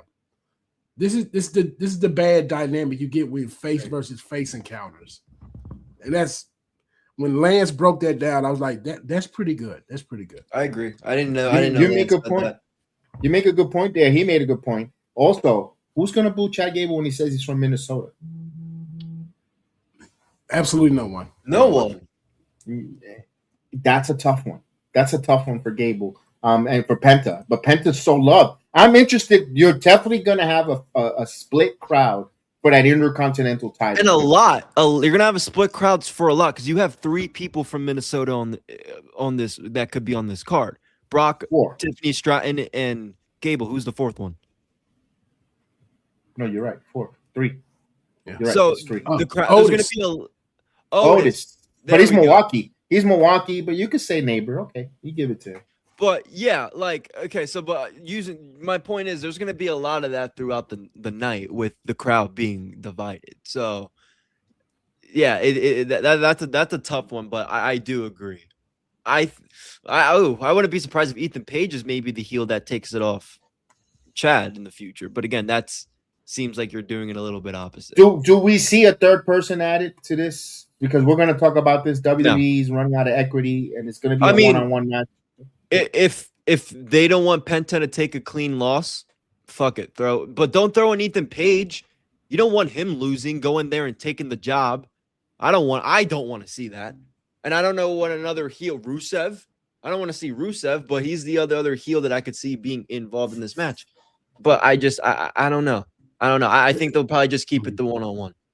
Yeah, they booked themselves into a hole here. They can't change it. They can't do it. Let me ask this, Haas. Is it in after seeing the comments from Javon Evans, and I put my eyes like this? Do we see Javon Evans turning heel and costing? No. He's too marketable right now. Like I agree. The young kids love the young OG. He's selling merch. That intro they put a lot of money into his intro right now. It's no way he can go heel right now. It's not in the plans. It's not in the plans. Now, guys, correct me or elaborate with me. What happened? What happened with Austin Theory, Heyman? Did he just walk out of the division officially and left it in the hands of Maxine? Yes, that's what it looks like. It's really just showing like I think Triple H is lost. He's lost his confidence in the division. So like we're just throwing shit at the wall. Put that pretty woman out there. Let's just see where it goes. I really think Paul Heyman wanted a clean divorce from this. So that insert Maxine. I don't know what Paul does after this because Brock is done after SummerSlam. So I don't know what Paul Heyman is doing after this. His client was supposed to be Braun Breaker, or I could even see him being Obafemi's advocate, or holding whatever the tribal beads that Obafemi has on his hand. I mean, truth be told, I don't know the usefulness of Paul Heyman anymore in the modern WWE. I don't really see his usefulness that much anymore. I could be wrong here. I could see him with Braun. I think Braun could use Wiseman. I think Braun just needs a whole babyface turn, and I don't see how Paul Heyman helps a babyface turn from Braun Breaker. I think Braun is better as a heel. I like him as a babyface. I love him as a babyface, but I don't think people are ready for that babyface Braun. I think WWE programming needs it. They need a nice tweener babyface badass. They need that because Braun could play it. Braun could play it. I saw his NXT run, but the fucking fans is what kills me. Because think about it. Look, of all the faces that are in WWE right now on the main roster, the only one that seems interesting is Roman, and he actually has heelish intent. The rest of these baby faces, boring as shit on television. I'll take Braun as a baby face right now. It gives something. It gives more juice. That's what a baby faces don't have now. They don't have any juice. Speaking of juice, we got into SmackDown. Now, news came out on the report where Rhea Ripley is not clear to compete. And the WWE did something where, my goodness, I thought they would never do. They name an interim or an opportunity for an interim champion at WrestleMania with a ladder match. I was like, what are we doing? We don't need an interim. Strip her from the title, and please, the winner of that gets that women's championship. First and foremost, when you heard the interim title, Chris, I know you had a lot to say with that. Your thought. I mean, I'm just not a fan of it. Look, you guys can go back from my AEW reviews, even on my old channel. I thought the interim championships are stupid. I'm very simple. If you can't compete, drop the fucking title. It's not that hard, because I'm not comparing. I promise I'm not. But when I see, and I'm not even, you know what? I'll say this. When I see certain reality shows of intern champions, and the other champion is the intern champions there working the shows and busting the ass and whatever, but they had that interim title because somebody's at home. Yeah, I hate that shit. A lot of people are comparing this to the fucking UFC, which is ridiculous. Let me tell you something about the WWE. Triple H can grab his pen and say, this is what I want. This is how you get back into your championship. Go. If Conor McGregor gets hurt or whatever, he needs to be there has to be an intern champion, the way I see it, because these are real fights where records matter and championships matter. Again, I'm just telling people that are comparing the UFC and version of it, because I think there's no comparison there. Now, who do I think is gonna get this intern? I have no idea. I have no idea. I don't. In this instant, I don't like it, because it tells me, and I promise I did not hear this from anybody. Because I even mentioned Triple H in what I originally said. I feel, does Triple H not have anybody on that SmackDown brand that he trusts to be the top women in that brand or division? Because it just seems like, okay, guys, we need Rhea, or you guys aren't above Rhea, so does that make sense? I'm hearing what you're saying, and I'm trying to grasp a proper. I just don't like the interim in general, in any sport. I don't like it either. In any sport. UFC is the only thing I can understand. But I still hate it. What if I told you there was always there before the UFC even existed, there was an interim intercontinental champion? I heard that. I don't remember who it was though. Razor Ramon, Shawn Michaels. Okay.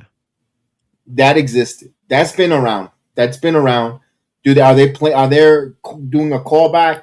I don't know. We're giving them too much credit for the WWE if we say they are doing a callback.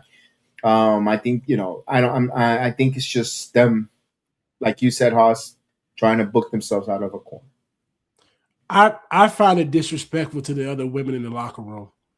The thing about it, because you're just showing that Rhea Ripley gets all the favoritism, because Jade was right. This vindicates Jade in that feud at WrestleMania where she says, "Oh, you're gonna go back and cry in the locker room." That's exactly what's going on. They're not gonna strip Mommy of her belt. Mommy can't wrestle. Get her out of here. Vacate that belt, because I'm gonna go ahead and say it here. That woman is not a draw like they think she is here in the internet. The internet swears Rhea Ripley puts asses in seats. She don't. You hear these loud, "This is my brutality." I believe that stuff be piped in. It's not as loud as you think. Because if that was the case, ratings would be higher for Raw when she was there. They weren't. The ratings would be higher at SmackDown with her. They're not. So she is not bigger than the division. You could put that belt on Charlotte, put that belt back on Jade. You could put it on JC Jane. Whatever you want to go with this, but the interim title is disrespectful to the rest of those ladies who lay it on the line every week. That you're basically saying Rhea is bigger than everybody, and she ain't. She ain't Ric Flair. She's not Hulk Hogan. She's not that impressive of a wrestler to just say, hey, fuck you other ladies. It's Rhea Ripley or nothing. She's not that big. She needs to. She already has experience in vacating this title. She's done it before. It's no problem.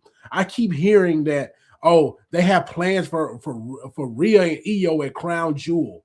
We don't care. We need good television today. You can do something later in October, whenever you want to. And guess what? People who keep giving me that reason. Rhea and Io have went against each other 7 times already? Do we really? Is a rematch of them going to save the women's division? It ain't. Because guess what? People in Saudi Arabia, they don't want the women wrestling over there anyway. So you're going to save me? You're going to save this for Crown Jewel? Give me better reasoning. Rhea Ripley needs to vacate that title. I don't want to hear nothing about these interim title mess. I don't want to hear it. I found it very disrespectful to the other women. I hear what you say. I agree with you. She should vacate the title. She shouldn't be interim. They shouldn't hold her spot. If she's not going to be able to wrestle, she vacates it, but when she's healthy, she gets an opportunity, similar to Seth Rollins, to get an opportunity to win her title back. But the one thing I'm going to push a little bit back is the drawback, the not a draw. Did you see what's going on in Fanatic Fest with Rhea Ripley? And it's not because she went to Jalen Brunson and got the seat signed. All the little kids and girls and all those that are going bananas for her. You don't see the names that we mentioned in Charlotte. Charlotte Flair did a lot of media, but not the crazy gathering of spectators for her on Fanatic Fest. I hate even to say this, I gotta admit it myself. Even Cody Rhodes looked like a megastar. They were talking about him on sports radio talk. Who's that handsome fella that gave the Knicks that award? Oh, that's Cody. But one guy said it's Cody Rhodes. That guy looks like a star. So as much as we that watch him and we find Cody boring and maybe Rhea Ripley isn't appealing, but the outside world kind of gravitates to them a little bit. So I understand where you're coming from, Haas. I'm with you. But I will push back on this one. Cody Rhodes was just on the red carpet at the ESPYs with Brandy. So that's a lot. That's a lot of eyes on them now. So if Cody Rhodes is this draw, as you're saying, he needs to bring in another 200,000 people to SmackDown next week. We just had you on the ESPYs. You were dressed to the nines, looking real good out there. You need to put new eyes on this product. Rhea Ripley, I know she's injured because she had been at the ESPYs. Liv Morgan was there, looking real good. That's who was there. It wasn't Rhea Ripley. I know her meniscus hurts. She can still walk. So I get what you're saying. They're draws to the wrestling fans that are already here. They're not bringing new eyes on the product. They're not. They just ain't. But that's a different discussion. Do we have that talent that could bring that extra new eyeballs to the talent, to the brand? And I say we do. Is that one guy that no one's gonna like what I'm gonna say who it is? Oh, we have the talent is here. It's about booking. That's what handicaps everything. We got people that look good. We got people that look physically imposing. They're just not booked well. And that's Triple H and creative's problem. They are handicapping the talent. But besides the booking, Chris, you telling me Logan Paul can generate those extra people with a feud with Tom Brady after Tom Brady slaps the shit out of him? Oh, I agree with you. I mean, he's going to generate a lot of people. That's no question. It doesn't mean it's going to be good television, but yeah, he's going to draw a fuck ton of people, no question. But we do have that one guy that people don't like him in the wrestling community, hates him, but what he just did, and they announced a match, they're going to watch. Kev, I agree with you wholeheartedly. I was saying this last year that you need to put the World Heavyweight Championship on Logan Paul. You've been saying that. Before they put him in division. I saw this a long time ago. This man is the biggest star in the company. And they got him sandbagged with tag titles and with the listless faction. Tazawa and Otis. Yeah, we got Braun. This hurts Braun too. This all goes into it. They have diminished the star power of so many people. When Seth Rollins got hurt, man, this place just burnt. It just went to hell. So they can save this. But I'm with you with Logan Paul. I think Triple H is scared. I think Triple H, he will not just go full-fledged heel as he should in the creative room.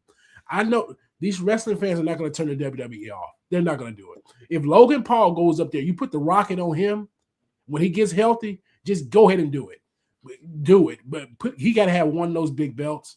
I guarantee you that's a draw. You will see 200 to 500,000 more people watching this product because they were like, man, Logan Paul's big. Now back to this tournament. We get this, not this tournament, this interim. I thought, when SmackDown opened up well, they showed you all the ladies are going to be in this ladder match. We're thinking, okay, these are all the participants. No, they bring you the graphics for qualifying matches. I said, shit. All right, let's see what's. Then we get the announcement. Your United States Women's Champion, who has a title already on her shoulder, is in the tournament. And I have no problem if a mid-card champion wants to elevate to a world title, get an opportunity.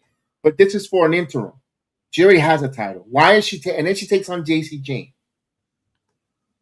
And then I see the match.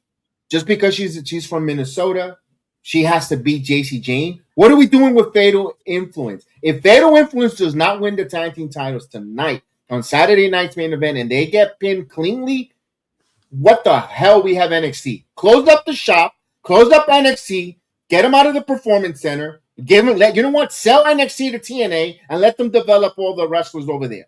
Because what are we doing with the whole NXT brand if you're bringing them up here and the women or the men are nothing to do?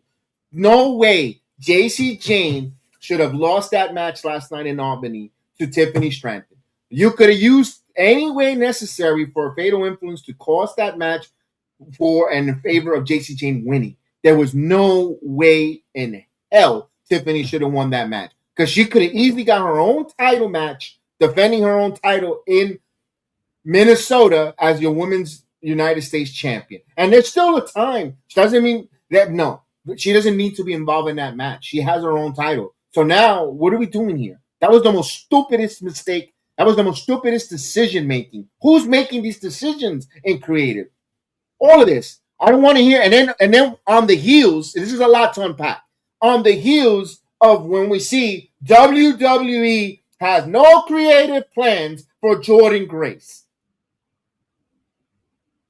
Bullshit. They choose the writers not to make up any creative plans for Jordan Grace. They choose that because they found something for Piper Niven to be a bodyguard for Chelsea Green. They could have done the same shit for Jordan Grace. She could have been her muscle. They have TNA ties to begin with, and they could have done something with them too. Because you put Julia with Kiana James for a few months, regardless, and they didn't do shit either. They choose what they want to give the push to or what they want to give them. And then when these talents get released, we get in an uproar. I feel bad for the talents. I'm going to say this, guys, and this is something here. And I saw an Instagram post where you see Chelsea Green holding an infant and she's crying.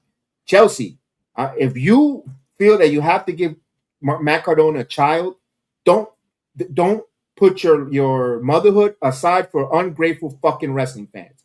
If you want to show your love and you want to start a family, do it. Because you know what? I know the money is great and all, but we are wrestling fans are fucking ungrateful. And you have a creative that don't fucking respect your hard work, go start a family if you want to with Matt Cardona. It looks like that. Bianca, I don't blame her one bit. And Naomi, I don't blame them one fucking bit. Because us as wrestling fans, we become very ungrateful, guys. I just had to get that off my chest. Kev, so you're telling me you're not interested in Tiffy 2 belts? No, thank you. No. She could defend her United States title all she wants. She could be the longest reigning United States Women's Champion for 2 or 3 years, but she doesn't need to be in that ladder match. I'm sorry, no. Yeah, so you're not interested in WWE stealing AEW's homework? I don't like it. No. I don't like it either. I just had to bring some levity because you just erupted there, so I had to bring a little levity here. Oh, but I get so bothered with that. Like, it's terrible. I agree. Tiffany Stratton has no reason to be in this ladder match because I guess they just want to see a big PME off a ladder, even though they're not going to do it correctly because I'm going to go ahead and spoil it here. The women don't have great ladder matches. They don't. Just go back to the last few Money in the Banks. They don't do the bumps like you think they would do them. But that's neither here or there. But Tiffany Stratton should be defending her title at SummerSlam, the one that she already has.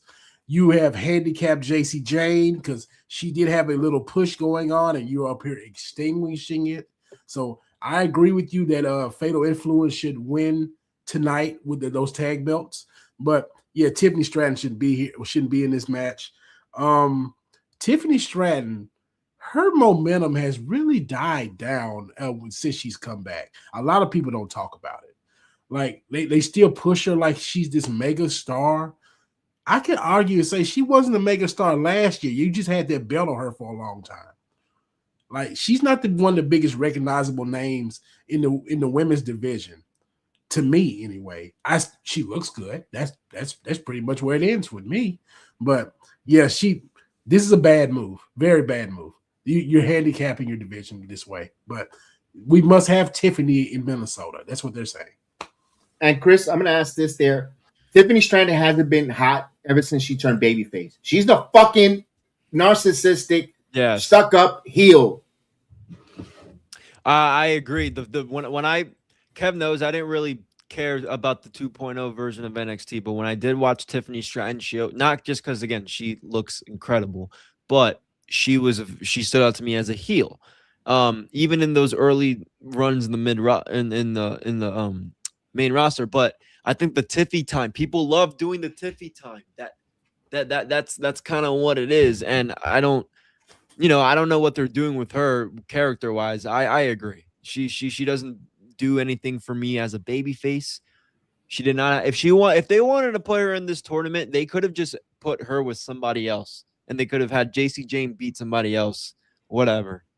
If they wanted to go that route, because again, I think it's dumb. I think it's dumb when champions are involved in tournaments or involved in other stuff that is for, people that don't, essentially. So, yeah, I agree with you guys. I don't know what they're doing here. They're going to get her the win, and they're going to have somebody job for her, probably.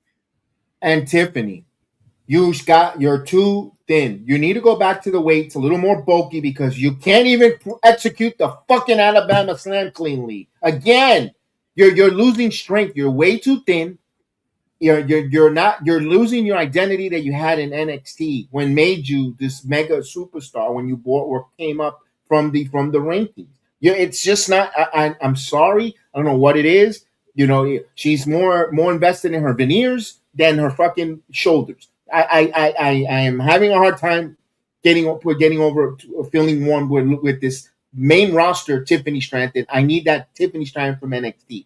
That's the one I need here on this main roster. That heel bitchy. She doesn't have to be daddy's little girl. That was then they changed it. No, I need that NXT that she hit and was on Harmstorm, that the people were going crazy in Australia for Elimination Chamber. We need that Tiffany Stratton. Where is she? I don't know. I don't know where the hell it is.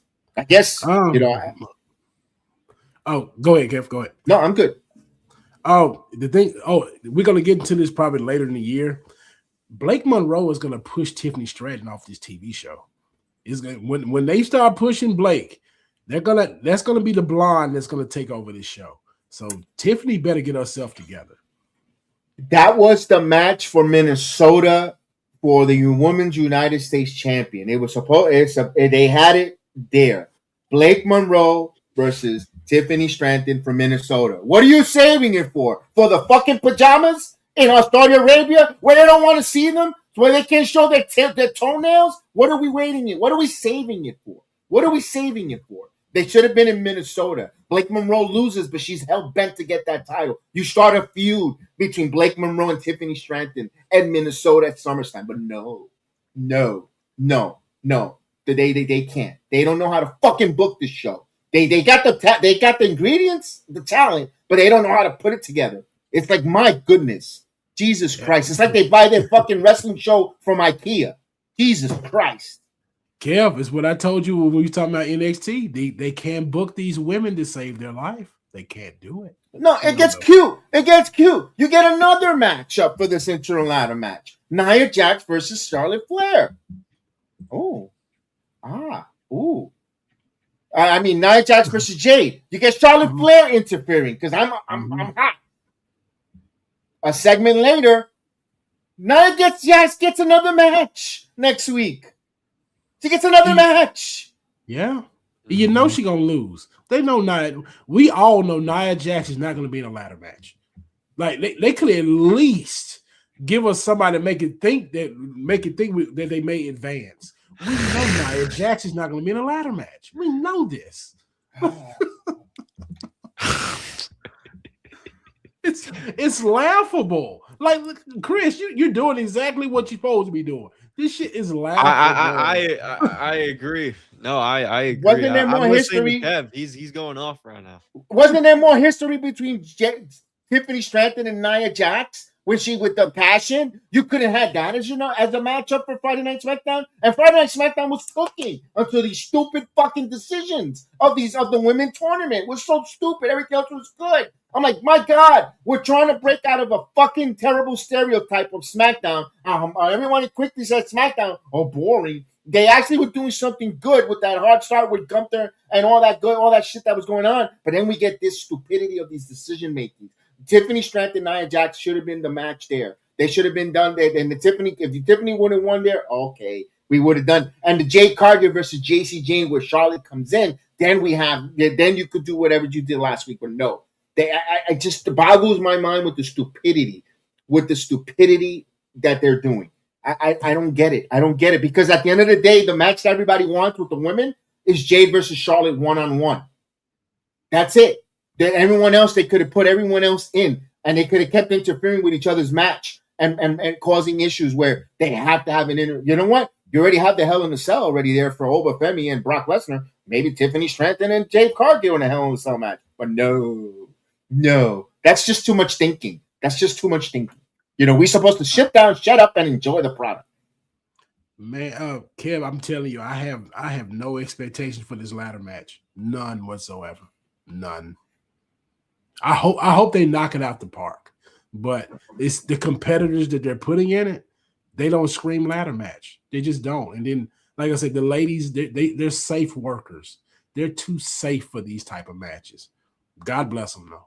God bless. You got Tiffany and Jade. Tiffany and Jade moves on. So you got two ladies, where two ladies that don't deserve to be in there. Jade should be taking on Charlotte 1-on-1. And Tiffany should be defending her women's title against Blake Monroe. You got a nice, delicious card there for 2 nights event. But no. What do we know? What do we know? Because they're saving it for Saudi. We're going to give it to the pajamas. What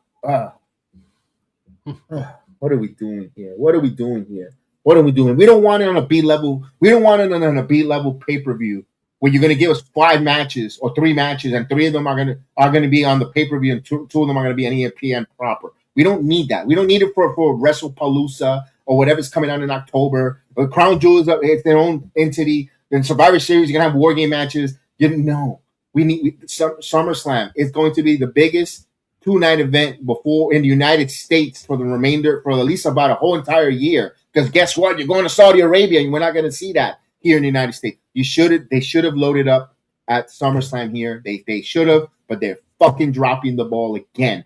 But that's why and then they wonder why ticket sales are fucking struggling. Why are they having a hard time selling tickets? Because you're too fucking expensive, and you're stubborn with your booking, and you're stubborn with your storylines, and you're playing it stupid. You're playing it stupid, and you're alienizing your fucking fans. But that's all right. I got the email for $99. I could be part of Club WWE. Man, no, this company. TKO got a rude awakening. I want to say it's going to start next year when the profits are not going to be as high as they think they're going to be, and it's going to be a problem. People are going to be fired, and I'm not talking talent. We're going to start seeing creative people be fired. We're going to start seeing agents be fired. 27 is going to be a very rude awakening for the WWE and TKO. I'm glad you mentioned that, Haas. I'm not opposed. Be honest with you, I'm gonna say this: they need to start shaking up some of these agents. They're too comfortable. They're too familiar. And we did a lot of praises, but now I think it's time to start shaking up a little bit not the creator, but the wrestling agents. Because some of these matches are starting to feel a little bit copy and paste. We need to start shaking up some of these agents. We need to, we got some good minds there. If it's time now for Johnny Gargano and Candice LeRae, they want to be agents. All right, enough with the fucking planking. It's cute. But now, if you guys are going to be agents, start working as agents with some of these talents. The Jamie Nobles, the Jordan. It's not. I'm not starting to feel them anymore. The matches are not exciting. They're not. The WWE's not becoming exciting. We need some new, different eyeballs, some fresh agents, or put some people on notice to start getting a little spicy. Because I'm starting to feel that the matches are not hitting, or they're not exuberating excitement, Chris. Getting the top two, the four biggest stars in the company are all baby faces, and they're all going against each other. That's why maybe this SummerSlam for me isn't hitting. The main event, everything this show is focused around. These shows are focused around. There's nothing there. There's some things in the main round. There's some things going on in the mid cards that I like, but again, some of the decision making is just. Speaking of that decision making, Chris, and why tonight, Saturday night's main event, they want you to tune in. Not only that's going to be, if you're a New York Knicks fan, you're going to watch it because it's Madison Square Garden, the arena, the prop and circus ass is going to get you hooked. But for the non-New York fans and the non-New York haters, that doesn't see the attraction, the lure of New York City, the Madison Square Garden, all that stuff, they put a stipulation in this tag match. So if Gunther and his partner Sami Zayn wins, it becomes a fatal four-way. Why? Why are you pooping? And this is a company that has Dude Wipes as their sponsor. Boy, they're shitting everywhere. They're scared to pull one of them guys heel, Cody or Punk. They don't want any of those guys losing a clean pin. That's the only thing I can think of here. See, with Roman Reigns and Seth, you could have Seth Rollins lose. But in this situation, I don't think they want Cody or Punk taking that pin. So if they can make a triple threat out of it. But here's the thing.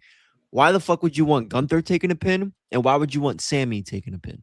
You're in a lose-lose situation no matter what you do, in my opinion. So you think it's going? You think it's going fatal four-way? You think tonight we'll get an announcement of fatal four-way? No, I hope not. No, okay. I Gut think feeling. They're set with night two. They're set with night two, Cody and Punk. I will be very shocked if they make this a fatal four-way. Why can't they just do Sammy and Gunther at SummerSlam winner fights the winner of Cody and Punk? I don't want to see the fatal four-way. Haas, fatal four-way? Your thoughts? Yes, I see the fatal four-way happening because, and I'll tell you why. I've been keeping up with WrestleTix the last week. Ever since they have announced Punk and Cody, the tickets have not moved. They haven't. Like, we talk about draws. Cody Rhodes and CM Punk are not making people buy these high price tickets. So if they didn't buy those tickets in droves, why not go to the fatal four-way? Why not? You're gonna make one of these guys look very impressive, look very strong by beating three other men. Go for it, because I don't think Triple H got the reaction he wanted in ticket sales when he announced Punk and Cody, and that's his own fault because we got two faces that cannot carry this feud. Because what are they gonna talk about? It's just like the LA Knight promo from 2 weeks ago. We're gonna do this, brother. We're gonna do that, brother. Oh, you want a match, brother? That's what we're doing here. That's boring television. It's not compelling. So, and Punk and Cody need some type of problem. There's no problem here. There's nothing that makes you want to see this match. It could be, but they're doing these little bits of house shows leading up to Fanatics Fest that they've been doing and the Saturday night's main event, right? My thing is this: I'm seeing the clips online. It's just them hugging and them kissing each other and yada yada. Like there's no, like I wish there was some type of, somebody posted, they're behind the scene and they're not on TV. That could actually mean something. And then tonight we get something. But all I'm seeing so far is let's go out there and beat them tomorrow night. Like that's fucking lame. That's what I ranted about on Wednesday. I don't want to see the same thing here. Yes. But could it be something tonight at Saturday Night's Main Event where Yes, it could. I think something could happen. Saturday Night's Main That Event. goes back to my thing where I don't think what's gonna happen other than what? Okay, let's say I don't see any of them leaving. Like I don't see any of them. Cody Rhodes. I hope so. Cody Rhodes. We could have a point. Look, remember this here, and I could be wrong. Could be far fetched. I could be wrong. Mm-hmm. Saturday Night's Main Event. One of the biggest Saturday Night's Main Event when Paul Orndorff turned on Hulk Hogan, the Power Driver. I know you guys, you weren't even born. Triple H is a historian at times when he fucking chooses to. I think we might get a call back to that. I hope so. That's just me wishful thinking, guys. It's just me wishful thinking. I just don't, guys. I don't. And here's the thing that I hate. I'm gonna ask this to you guys. If that were to happen when Cody turns heel, would you be accepting of a fatal four? No, I want to see the one-on-one. No. And I think Cody they're Rhodes gonna put what this feud needs. I know, Chris. But I think that's the trade-off that Triple H is gonna say. Well, I gave you Cody heel. Yeah, you see, tell me that doesn't make sense. Just fucking give us something good and let it go. Triple H. If Cody turns heel, there's no need for the fatal four-way. You get exactly what you want. You get exactly what you want. Exactly. But could you see Triple H doing that shit? Like hell no. No. Okay. No. All right. I could see Triple H do that stupid shit. You got your Cody heel, but it's a fatal four. If this is something that Triple H wants to do and doesn't tell anybody, I agree. But if this is something that he needs to run by whoever the fuck, I don't see it happening. You made a great point. You made a great point with that. This is Triple H by himself. I wouldn't be as surprised. I would still be surprised, but okay. I would tell you this.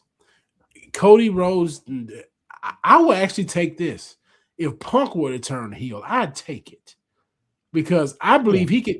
I believe that would divide the crowd, and he still wouldn't have to change Coda personality. That's the biggest thing here. He wouldn't have to change his theme music.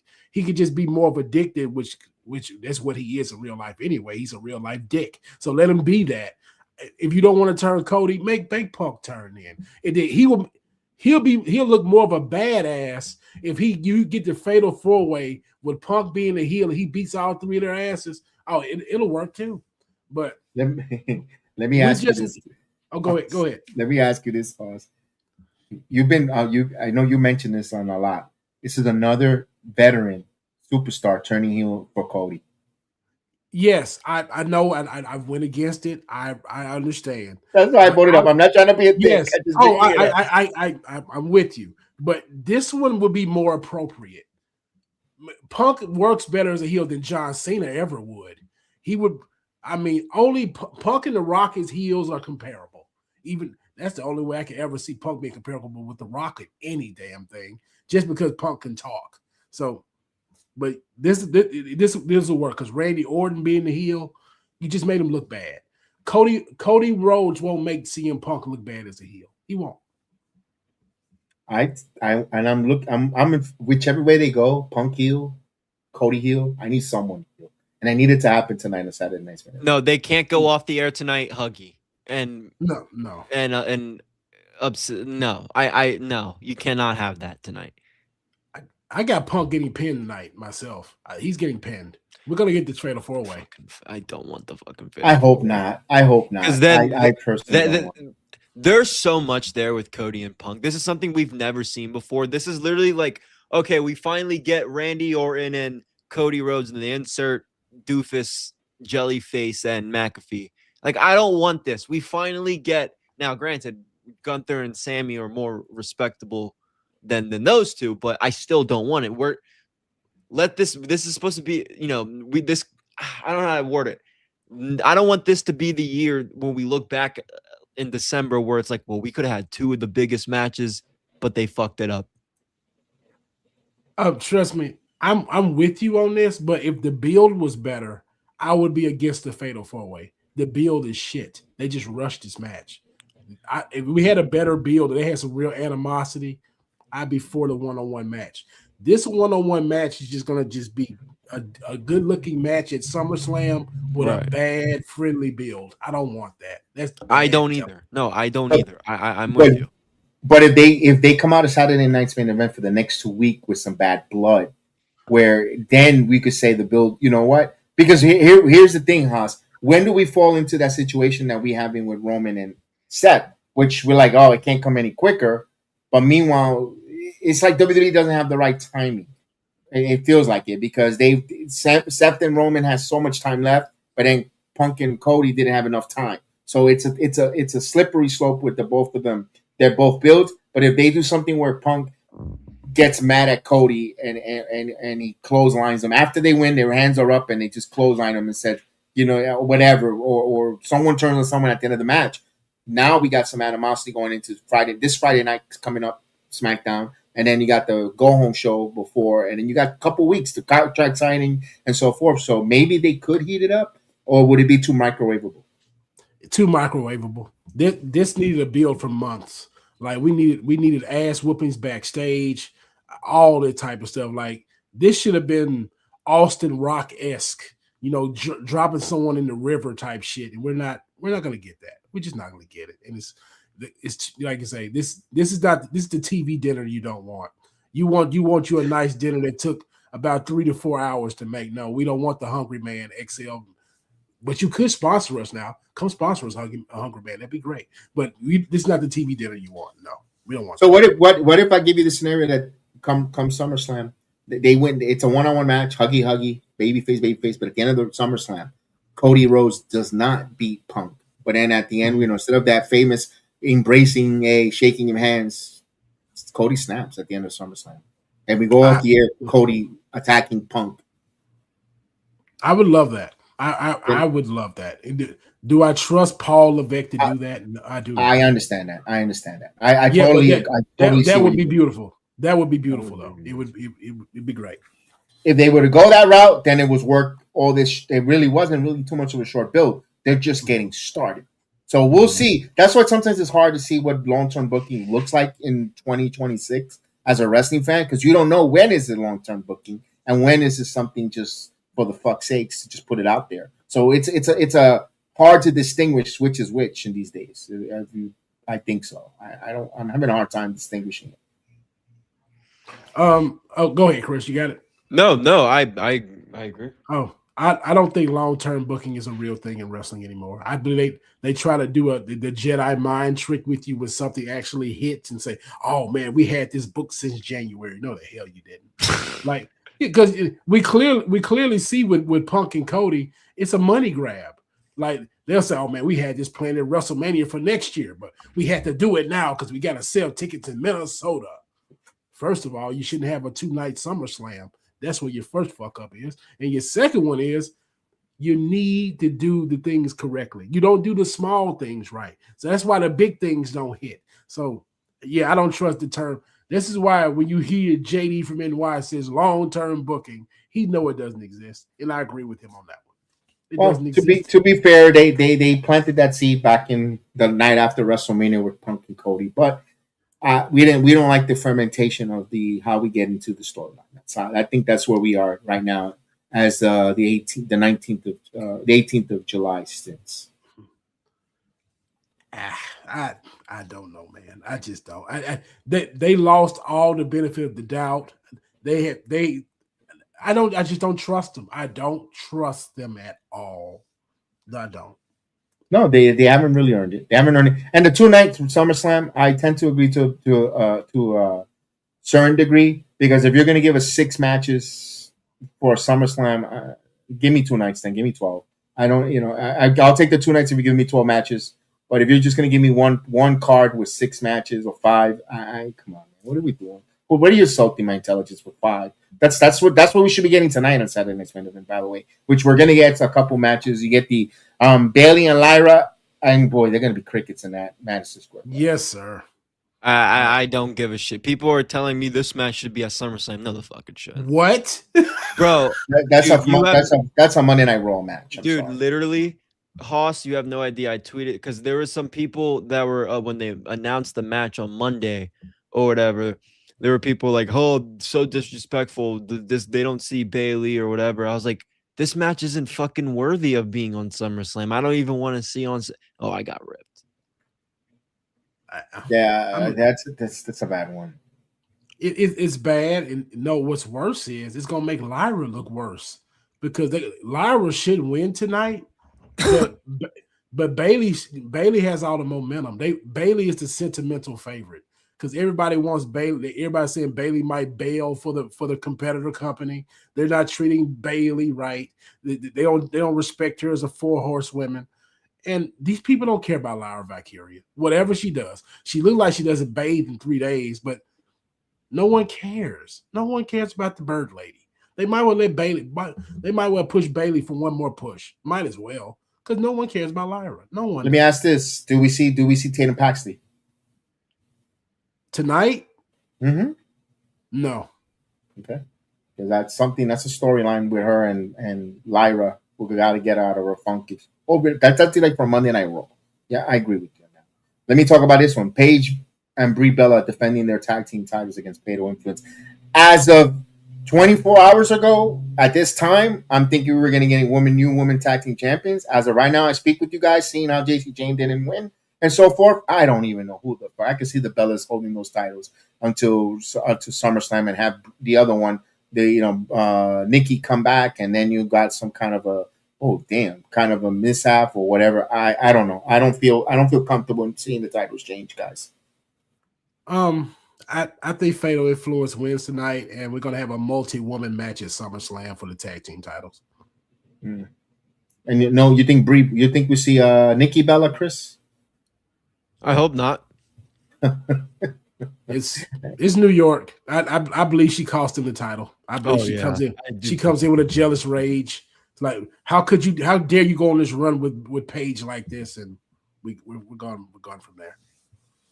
J.D. McDonough versus Danhausen, a no disqualification match. Fuckery, shenanigans, all that stuff. I think Carl Anthony Towns will be coming out with Danhausen. Maybe some of the Knicks coming out. OG Anunoby, Kel Bridges, Josh the Hitman Hart. I would love to see Josh Hart come out as the Hitman. I've been calling him that on my watch-alongs. If you watch me for many years, him and Harkenstein used to be the Anvil and Josh Hart, the Hart Foundation. Right? Because it was.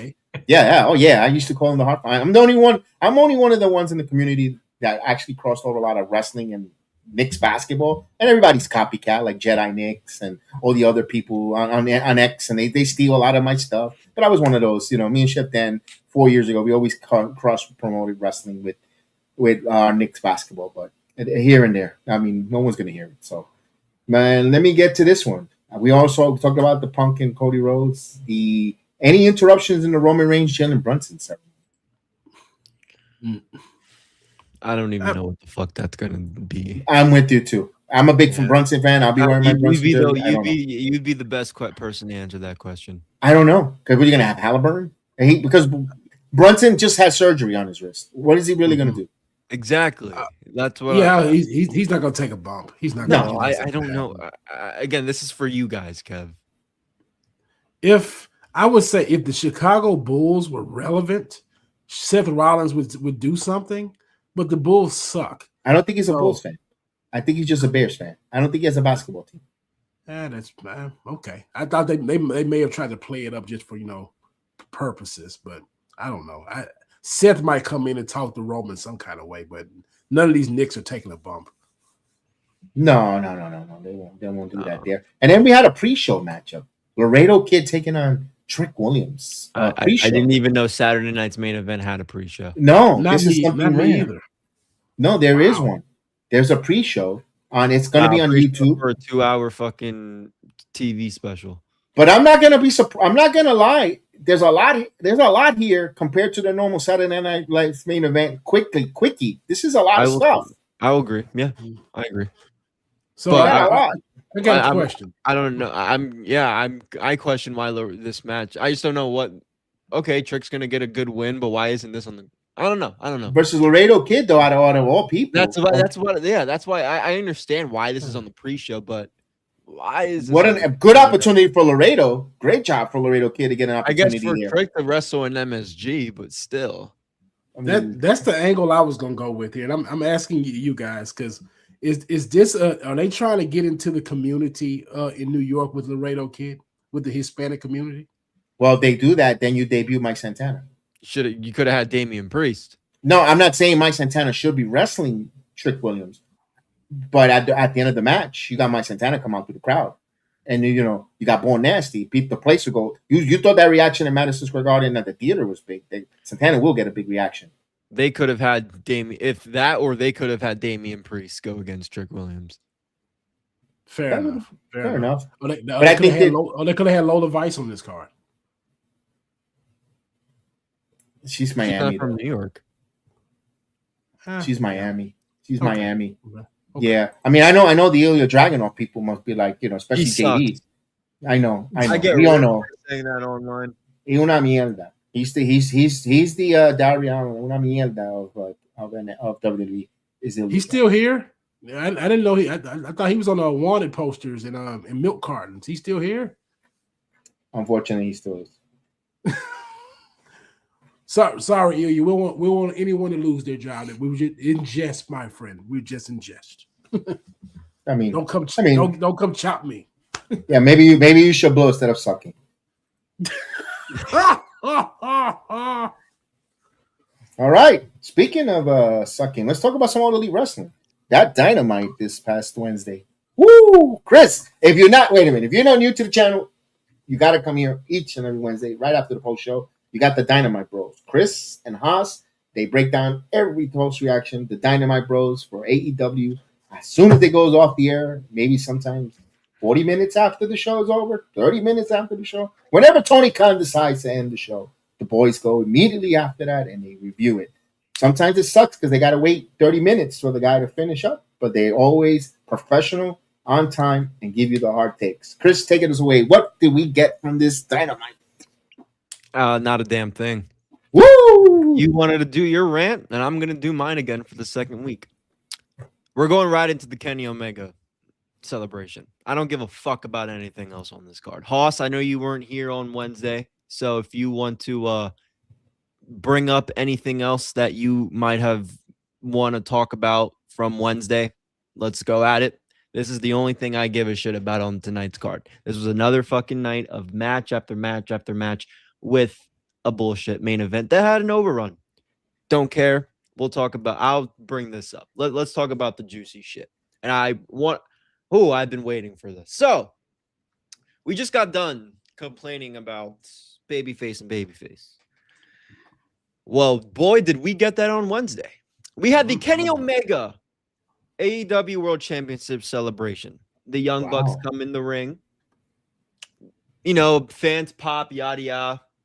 Will Ospreay comes out. He interrupts Kenny. Ospreay says it's really good to see Kenny Omega as the world champion again in AEW. Ospreay said he thought Kenny gave up on himself at one point, but Kenny proved he believed in himself. And Ospreay said Kenny didn't give up last week. Yada yada. He said when he thinks of AEW, he thinks of Kenny. And this one line is where I ranted. Will Ospreay says, Kenny, at Wembley, All in London, in the main event at Wembley, let's show them that this is where the best wrestle. All right, you guys ready for the rant? Part 2? I'll give it to you guys. You took out the biggest heel in the business, arguably, for a babyface versus babyface match. And the fucking story is let's show this company we're the best wrestle. That's the big punchline out of this. I wanted a Hoss here on Wednesday because Hoss, I can't play the clip here, but there was an episode of Dynamite going back to 2022, going up to the Forbidden Door 2023 when they had their first match. The shots that they were taking at each other, the animosity, that the pissed off heel Will Ospreay, that was some of the best television I've seen from Kenny, and that was a hell of an introduction from Will Ospreay in 2022. And that's why the match at Forbidden Door is my favorite AEW match to this day. And I want to point that out because people really think I'm hating. I'm going to say it again. My favorite AEW match to this day is Will Ospreay versus Kenny Omega at the 2023 Forbidden Door. Why? The animosity, the shots that they took at each other going into that match, and they left it all there in a bloody war that should have been the main event that year, but wasn't. Instead, we're going to 2023, the biggest show in this company's year, and the biggest event that these two are going to have their final match. And it's all fucking I love you. It's all you're my mentor. Not one fucking mention of Will Ospreay accepting the Death Riders patch. Kenny didn't even bring that up. Nothing. And then we get Kevin Knight, who already has a animosity and the tensions with Darby Allin going in, which should have been the match at Redemption. But no, he's going into his third fucking world championship match. He lost once to MJF and once to Kenny. He's going into his third AEW world title match at Redemption for no fucking reason. Ladies and gentlemen, I'm going to say this right now. The only way AEW can get me interested in this shit, at the end of Redemption, Will Ospreay has to turn full-on heel by himself, and then his boys come out and jump him, and then they go off with Will Ospreay being booed in Kenny's hometown. If they do not do this at Redemption, holy hell, it's going to be a long and boring All-In season. It might be a long and boring coverage here, because what am I going to be looking forward to? A 5-star match? This match isn't going to be better than the one they did in 2023, but the story can be better now because of all this shit that's happened since. But no, guys, let's go show the world this is where the best wrestle. Hoss, Kev, I hated this fucking segment on Wednesday. Chris, let me ask you this. If this weekend, this coming Wednesday, they already announced it's going to be a 6-man tag. They're going to team the plumber. The plumber's going to team up with Omienda and Hairspray, and they're taking on some members of the Don Callis family. What if at the end of that match, Omega and the plumber beats up on? No, it has to be in Canada. Okay. It has to be in front of the heat. Will be amazing going in. You're gonna have if I don't understand how that benefits anything, because. And I like your idea, because they could get that started. They could get that heated up going into All In. But there's still booking a pay-per-view between Forbidden Door and All In fucks you over. Because if Ospreay does that to Kenny, what are we looking forward to at Redemption? We're getting Kevin Knight. If Ospreay were to go out there, and he's not going to cause Kenny the match because the match is happening at All In. He wants Kenny to win. That's what I mean. If you do it in Canada after the match, after Redemption's over, you have Wednesday and all the Dynamites hopefully to look forward to. I think that would be too soon. You cannot. This is why you don't book a pay-per-view between Forbidden Door and fucking All In, especially this is a new pay-per-view that they're doing. I thought the pay-per-view was for Kenny Omega to win the championship. He's going into it as the champion. Why do we need this? Whose redemption is it then? That was going to be my question. Who's getting redeemed? Question. No. That's the question. That's why it doesn't make sense. So, Kev, I would like your thought process if there wasn't a pay-per-view in between. But since there's a pay-per-view in between, it has to be at that pay-per-view. Because if you do this before the pay-per-view, what's there to look forward to between Kenny and Ospreay at Redemption? They're not doing anything at Redemption. And Kenny, again, Ospreay isn't going to cost Kenny the title. He wants to beat him at Wembley.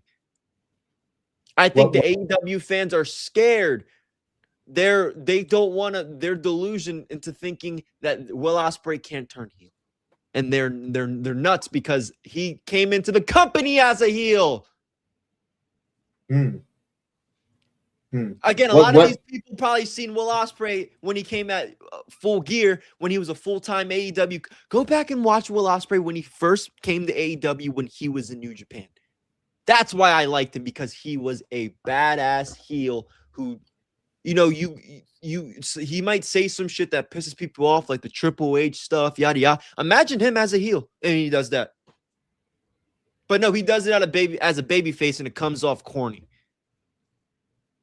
Ospreay's better as a heel, people. You guys just have been used. The newer AEW fans and the diehard sickos have been catered to Will Ospreay going out there and giving us the 5-star matches and being loved. They have not seen Will Ospreay in his earlier days when he came into the company. You guys have got to go watch that because you guys are going to be like, oh my God, like I don't know. Haas, I know we haven't heard. Let Haas go. No, we haven't heard Haas. Tell me where I'm wrong, or if I'm wrong. Well, everything I just said there, and on Wednesday, what do you got? Yeah, you're completely right. I hated the segment on Wednesday. I was not a fan of it. Kevin Knight, as you know, I'm a fan of Kevin Knight, but he's in an unwinnable situation here because we all know he's going to lose at Redemption. But he's going to have a nice match with Kenny Omega. He's going to make Kenny look good. Kenny's going to make him look good. But he's just there, so none of Tony's favorite toys have to take a loss at Redemption before All In. That's all. This is the only reason Kevin Knight is in this spot. That's why people in Boston were like, no, because the people in Boston know what's up. And it put Kevin in a bad position because I know a lot of wrestling fans don't think of it this way. Boston has a racial problem. A lot of people don't even think about that. And you're going to about that here. Yeah, so you're going to announce this match against Kenny Omega in Boston in front of these crazy sickos of 3,000 of them that didn't want him in the first place. So and you're going to think, oh, that's great heel heat. Oh, no, it ain't. That's go away heat. They wanted Kevin out of there. That's what that was. But a lot of people don't understand what that is. So that was a bad spot to put him in. All this glazing for Kenny Omega for this celebration was awful. They came in with that new belt. You with that Triple B makes me sick. Let's put this black strap on you. I mean, yeah, Kenny Omega and the word strap. Do with that what you will. But yeah, this was not a good. This wasn't a good segment at all. The episode was not great. It popped a rating though. It got 786,000 people. How the fuck did 784,000 people watch this? I'll tell you why. No World Cup? There was no baseball. There was no World Cup. There was no sports. They had the whole stage to themselves. Nobody's going to sit and watch the. I thought they had the All-Star game on Wednesday. No, All-Star game is Tuesday. Oh. Okay. That's why the NXT rating is down. And no one used that as an excuse. Okay. No one used that as an excuse for NXT rating going down. But I got to give them credit. There was no sports. That's the one night in all of professional North American sports that there was none. You get games on Christmas. You get games on Easter. You get games on all the holidays, Christmas, New Year's, Thanksgiving, all that, but not the day after the All-Star. That's the only day in the North American, and 4th of July. That's the only day in North American sportage. There is no games, period. And AEW had the stage to themselves. And I'll tell you what else I didn't like because a lot of people don't talk about it. It's more of a nitpick than anything. Did you notice how the Divine Dominion and Mercedes Moné were wearing their belts in that trios match when they came out walking? Anyone notice that? What belt? I didn't see it, so okay. Well, the Divine Dominion had their tag belts. Yeah. In a very precarious position. I'm not gonna lie, I was talking to Kev during that match. Okay. Well, this shouldn't have been the main event. Let's be honest. They only did it because Mercedes was back at home. Even though, but exactly, we're honoring heels at home now. This is what we do. We're honoring heels at home. Very weird. But no, they were wearing their belts like they had dicks. That's what they were doing. You know, you can go look at Mercedes. Oh yeah, I'll get that in a minute. Yeah, you can go look at her username on X right now. It's Big D Monet. So we got all these feminist champion women up here wearing belts like dicks now. Oh, these are the same women that will sit here and slander men to no end, but you want to be up here wearing belts like you have dicks. I know it's just a nitpick. That's just me being a man up here talking about this shit, but I didn't like it. Didn't care for it. I didn't see it. I missed that. I was getting ready for the show, so I missed that shit. They like to lay down with their men, but they sit up there and slander them to no end when it's time to talk about them.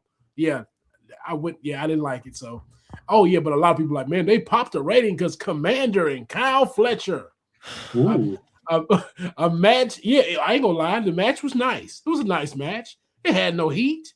No heat because no one who knows who Commander is. Oh man, you didn't watch CML or MML enough or anything like that. No one cares, bro. No one thought. I thought Darby and Brian Cage sucked. Yeah, that match no one cared about. I mean, little Darby Allin dropped on big Brian Cage and he got the pin. That was such bullshit. Yes, it was. I mean, Brian Cage just tossing Darby Allin every which way. Dude, that match, that was stupid. He literally hit a coffin drop, and Brian Cage is like. Again, people talk about us because we tell the truth about it. Cope and Cage. Shout out to Brian Alvarez. He's getting the heat for talking the truth about it. That was great. That's fucking awesome. It was a rare W from Brian Alvarez. A rare W, yeah. He's been having some rare W's lately. Yeah. So we had Cage and Cope start the night off with a tag team match against the losers of the Death Riders. Utah and Garcia. Another situation where we came out as you see that big. You see the? Yeah. Oh, my bad, Chris. No, you're good. I didn't even see the big dick energy from the women there. Yeah, that's Lana Cross is fucking gorgeous. So I'll tell you. Yeah, they're gorgeous, but I don't want to see women with dicks. I don't want to see that. That's gross. Oh, I don't either. No, I that's the message they're sending. I mean, they have that in this company already. So that is true. And they don't get on television. I'm glad they're not allowed to be on television. I'm gonna leave that alone. But yes, look at these fine women up here trying to simulate that they have dicks. It's weird. That's not good television for TV 14. But they're gonna say, oh man, you're just a old school person. Let them have fun. You don't let men have fun like that. But again, another different discussion. But yeah, people gonna be like, man, what? I'm like, what Cage and Cope did, they let these Death Riders get a title shot. Now, you got to watch Collision, bro. They're beefing with them on Collision, bro. And guess what? We get them at Redemption with Pac and Claudio. Yeah, like it's gonna sell me a $50 pay-per-view with those guys. This was a bad Dynamite. I wish the AEW sickos would stop being tricked by these so-called graps. Like, oh man, great wrestling, more great wrestling. The show went nowhere. It didn't forward anything. And again, it puts Kevin Knight in a bad position because he's got to help headline a $50 pay-per-view that he shouldn't even be in the main event. He should be defending his title against Darby Allin. No, he should be defending his title against Mike Bailey.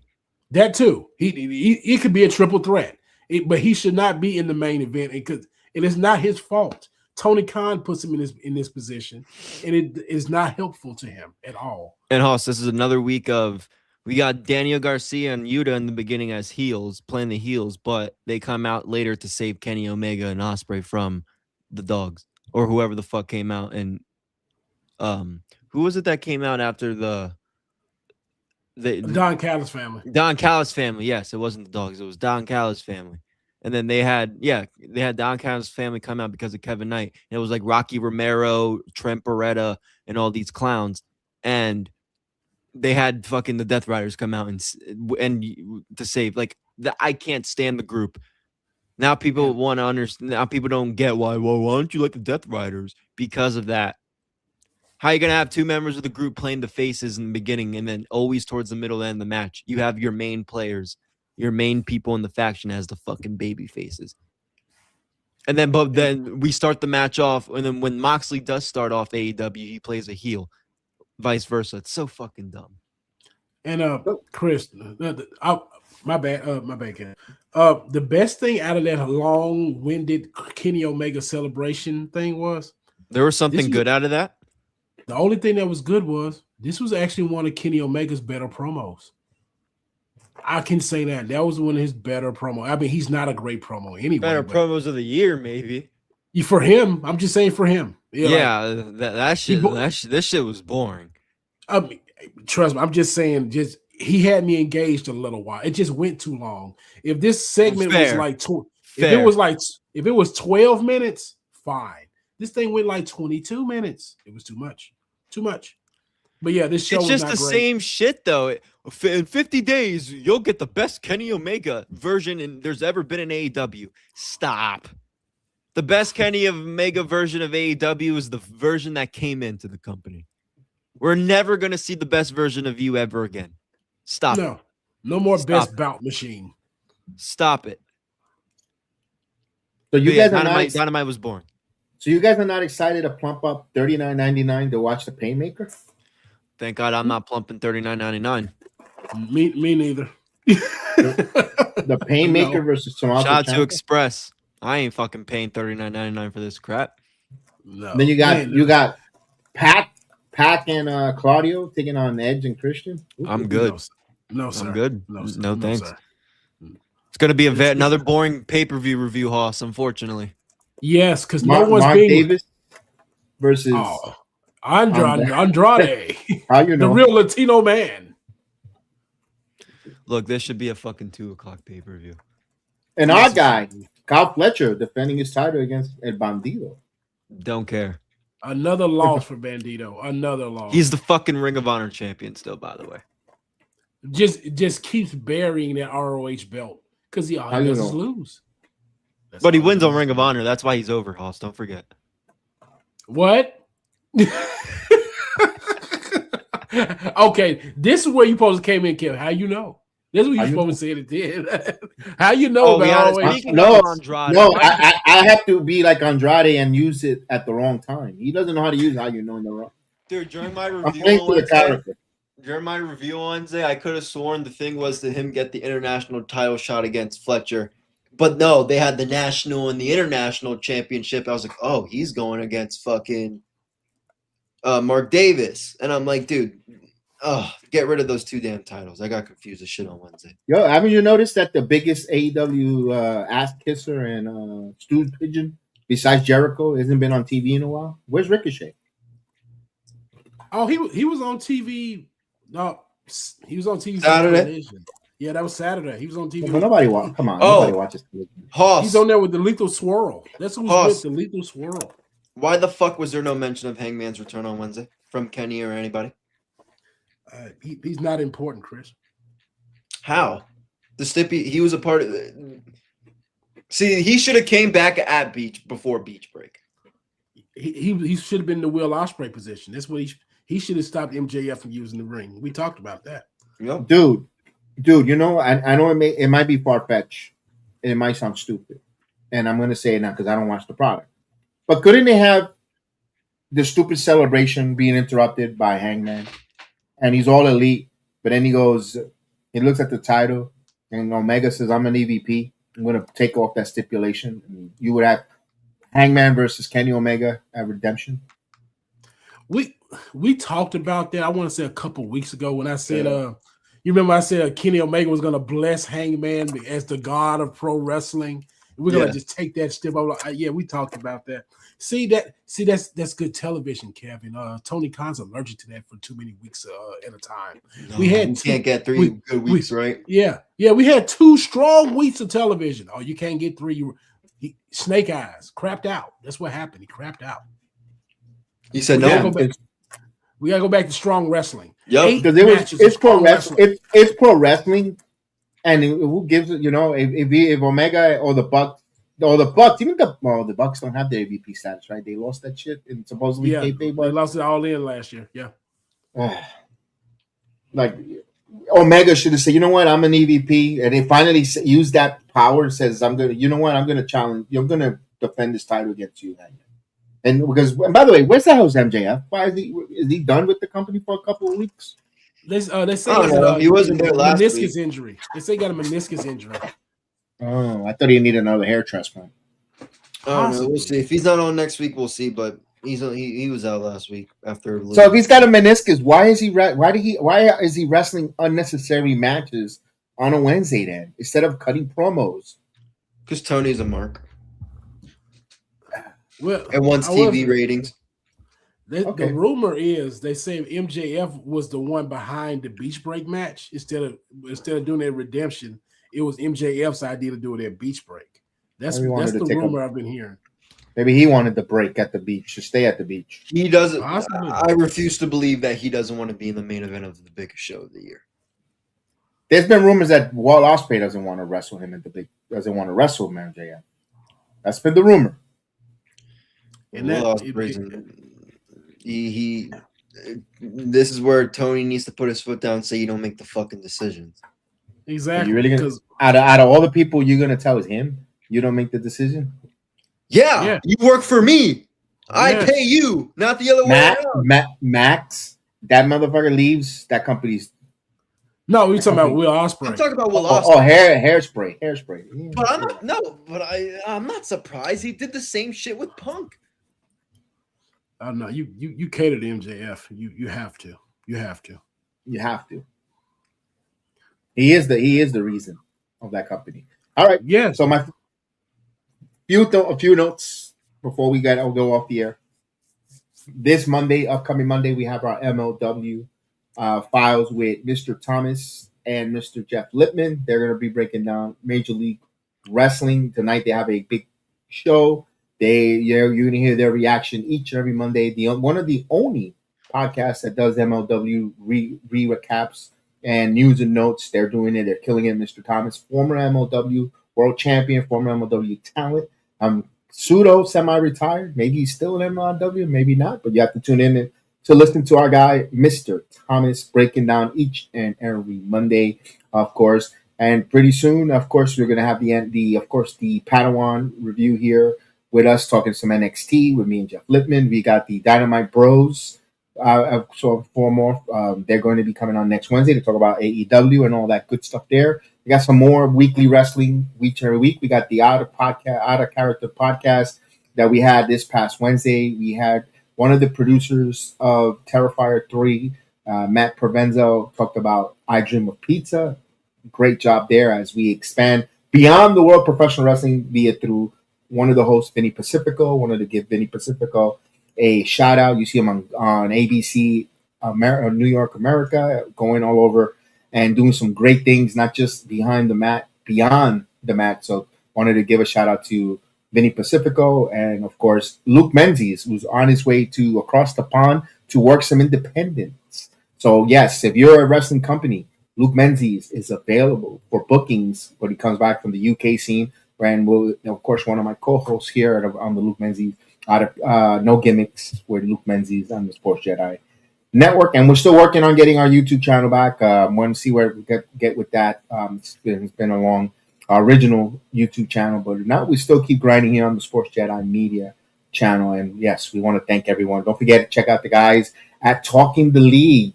Our smoke sessions, they keep on there. They keep grinding, and they will be talking a lot of NBA action going around. And I'm pretty sure they will have a lot of conversation with where will LeBron James show up next? Will it be a Spur? Will it be a Cavalier? Will it be a Heat? All those stuff and more on the Sports Jedi Network. We got a Garden of Thoughts with Mr. Jeff Lippman tomorrow. He's got Alex Coquito from Rican Reactions. They're going to have a conversation. They go into that in-depth analysis and thought process of all different things. Do parallel dimensions really exist? So, yes, they get into that Garden of Thoughts where their thoughts always up front and always with them. So we appreciate everyone. We want to thank everyone. Don't forget, like, subscribe, and share. Also, we got the Mega Mets podcast. Wanted to show, talking a little pro wrestling Noah. We've got also some G1 Climax and some of these Mets watch-alongs for Mega Mets podcast. And we continue to grow. We got more and more in the pipeline to join us. So thank you guys. Appreciate everyone. We thank you for Devin and Lang. Don't forget to follow at Hey Captain Canary. And, of course, use our promo code. Dude Wipes. Use that promo code in the video description. G Fuel Energy, Blackout Coffee. And we got some new programs coming up for your Gridiron gang. But we'll announce that when time comes. So with that said, thank you so much. May the sports be with you. Guys, say goodbye so I can hit the outro. Enjoy Saturday night's main event, people. Tom Brady. There you go. Here we go. Always that. And remember, we have a good service announcement with our outro. And you're going to listen from Court. It's still real to me, damn it. I mean, thank you. Take it easy, man. Thank y'all, guys. Y'all are awesome.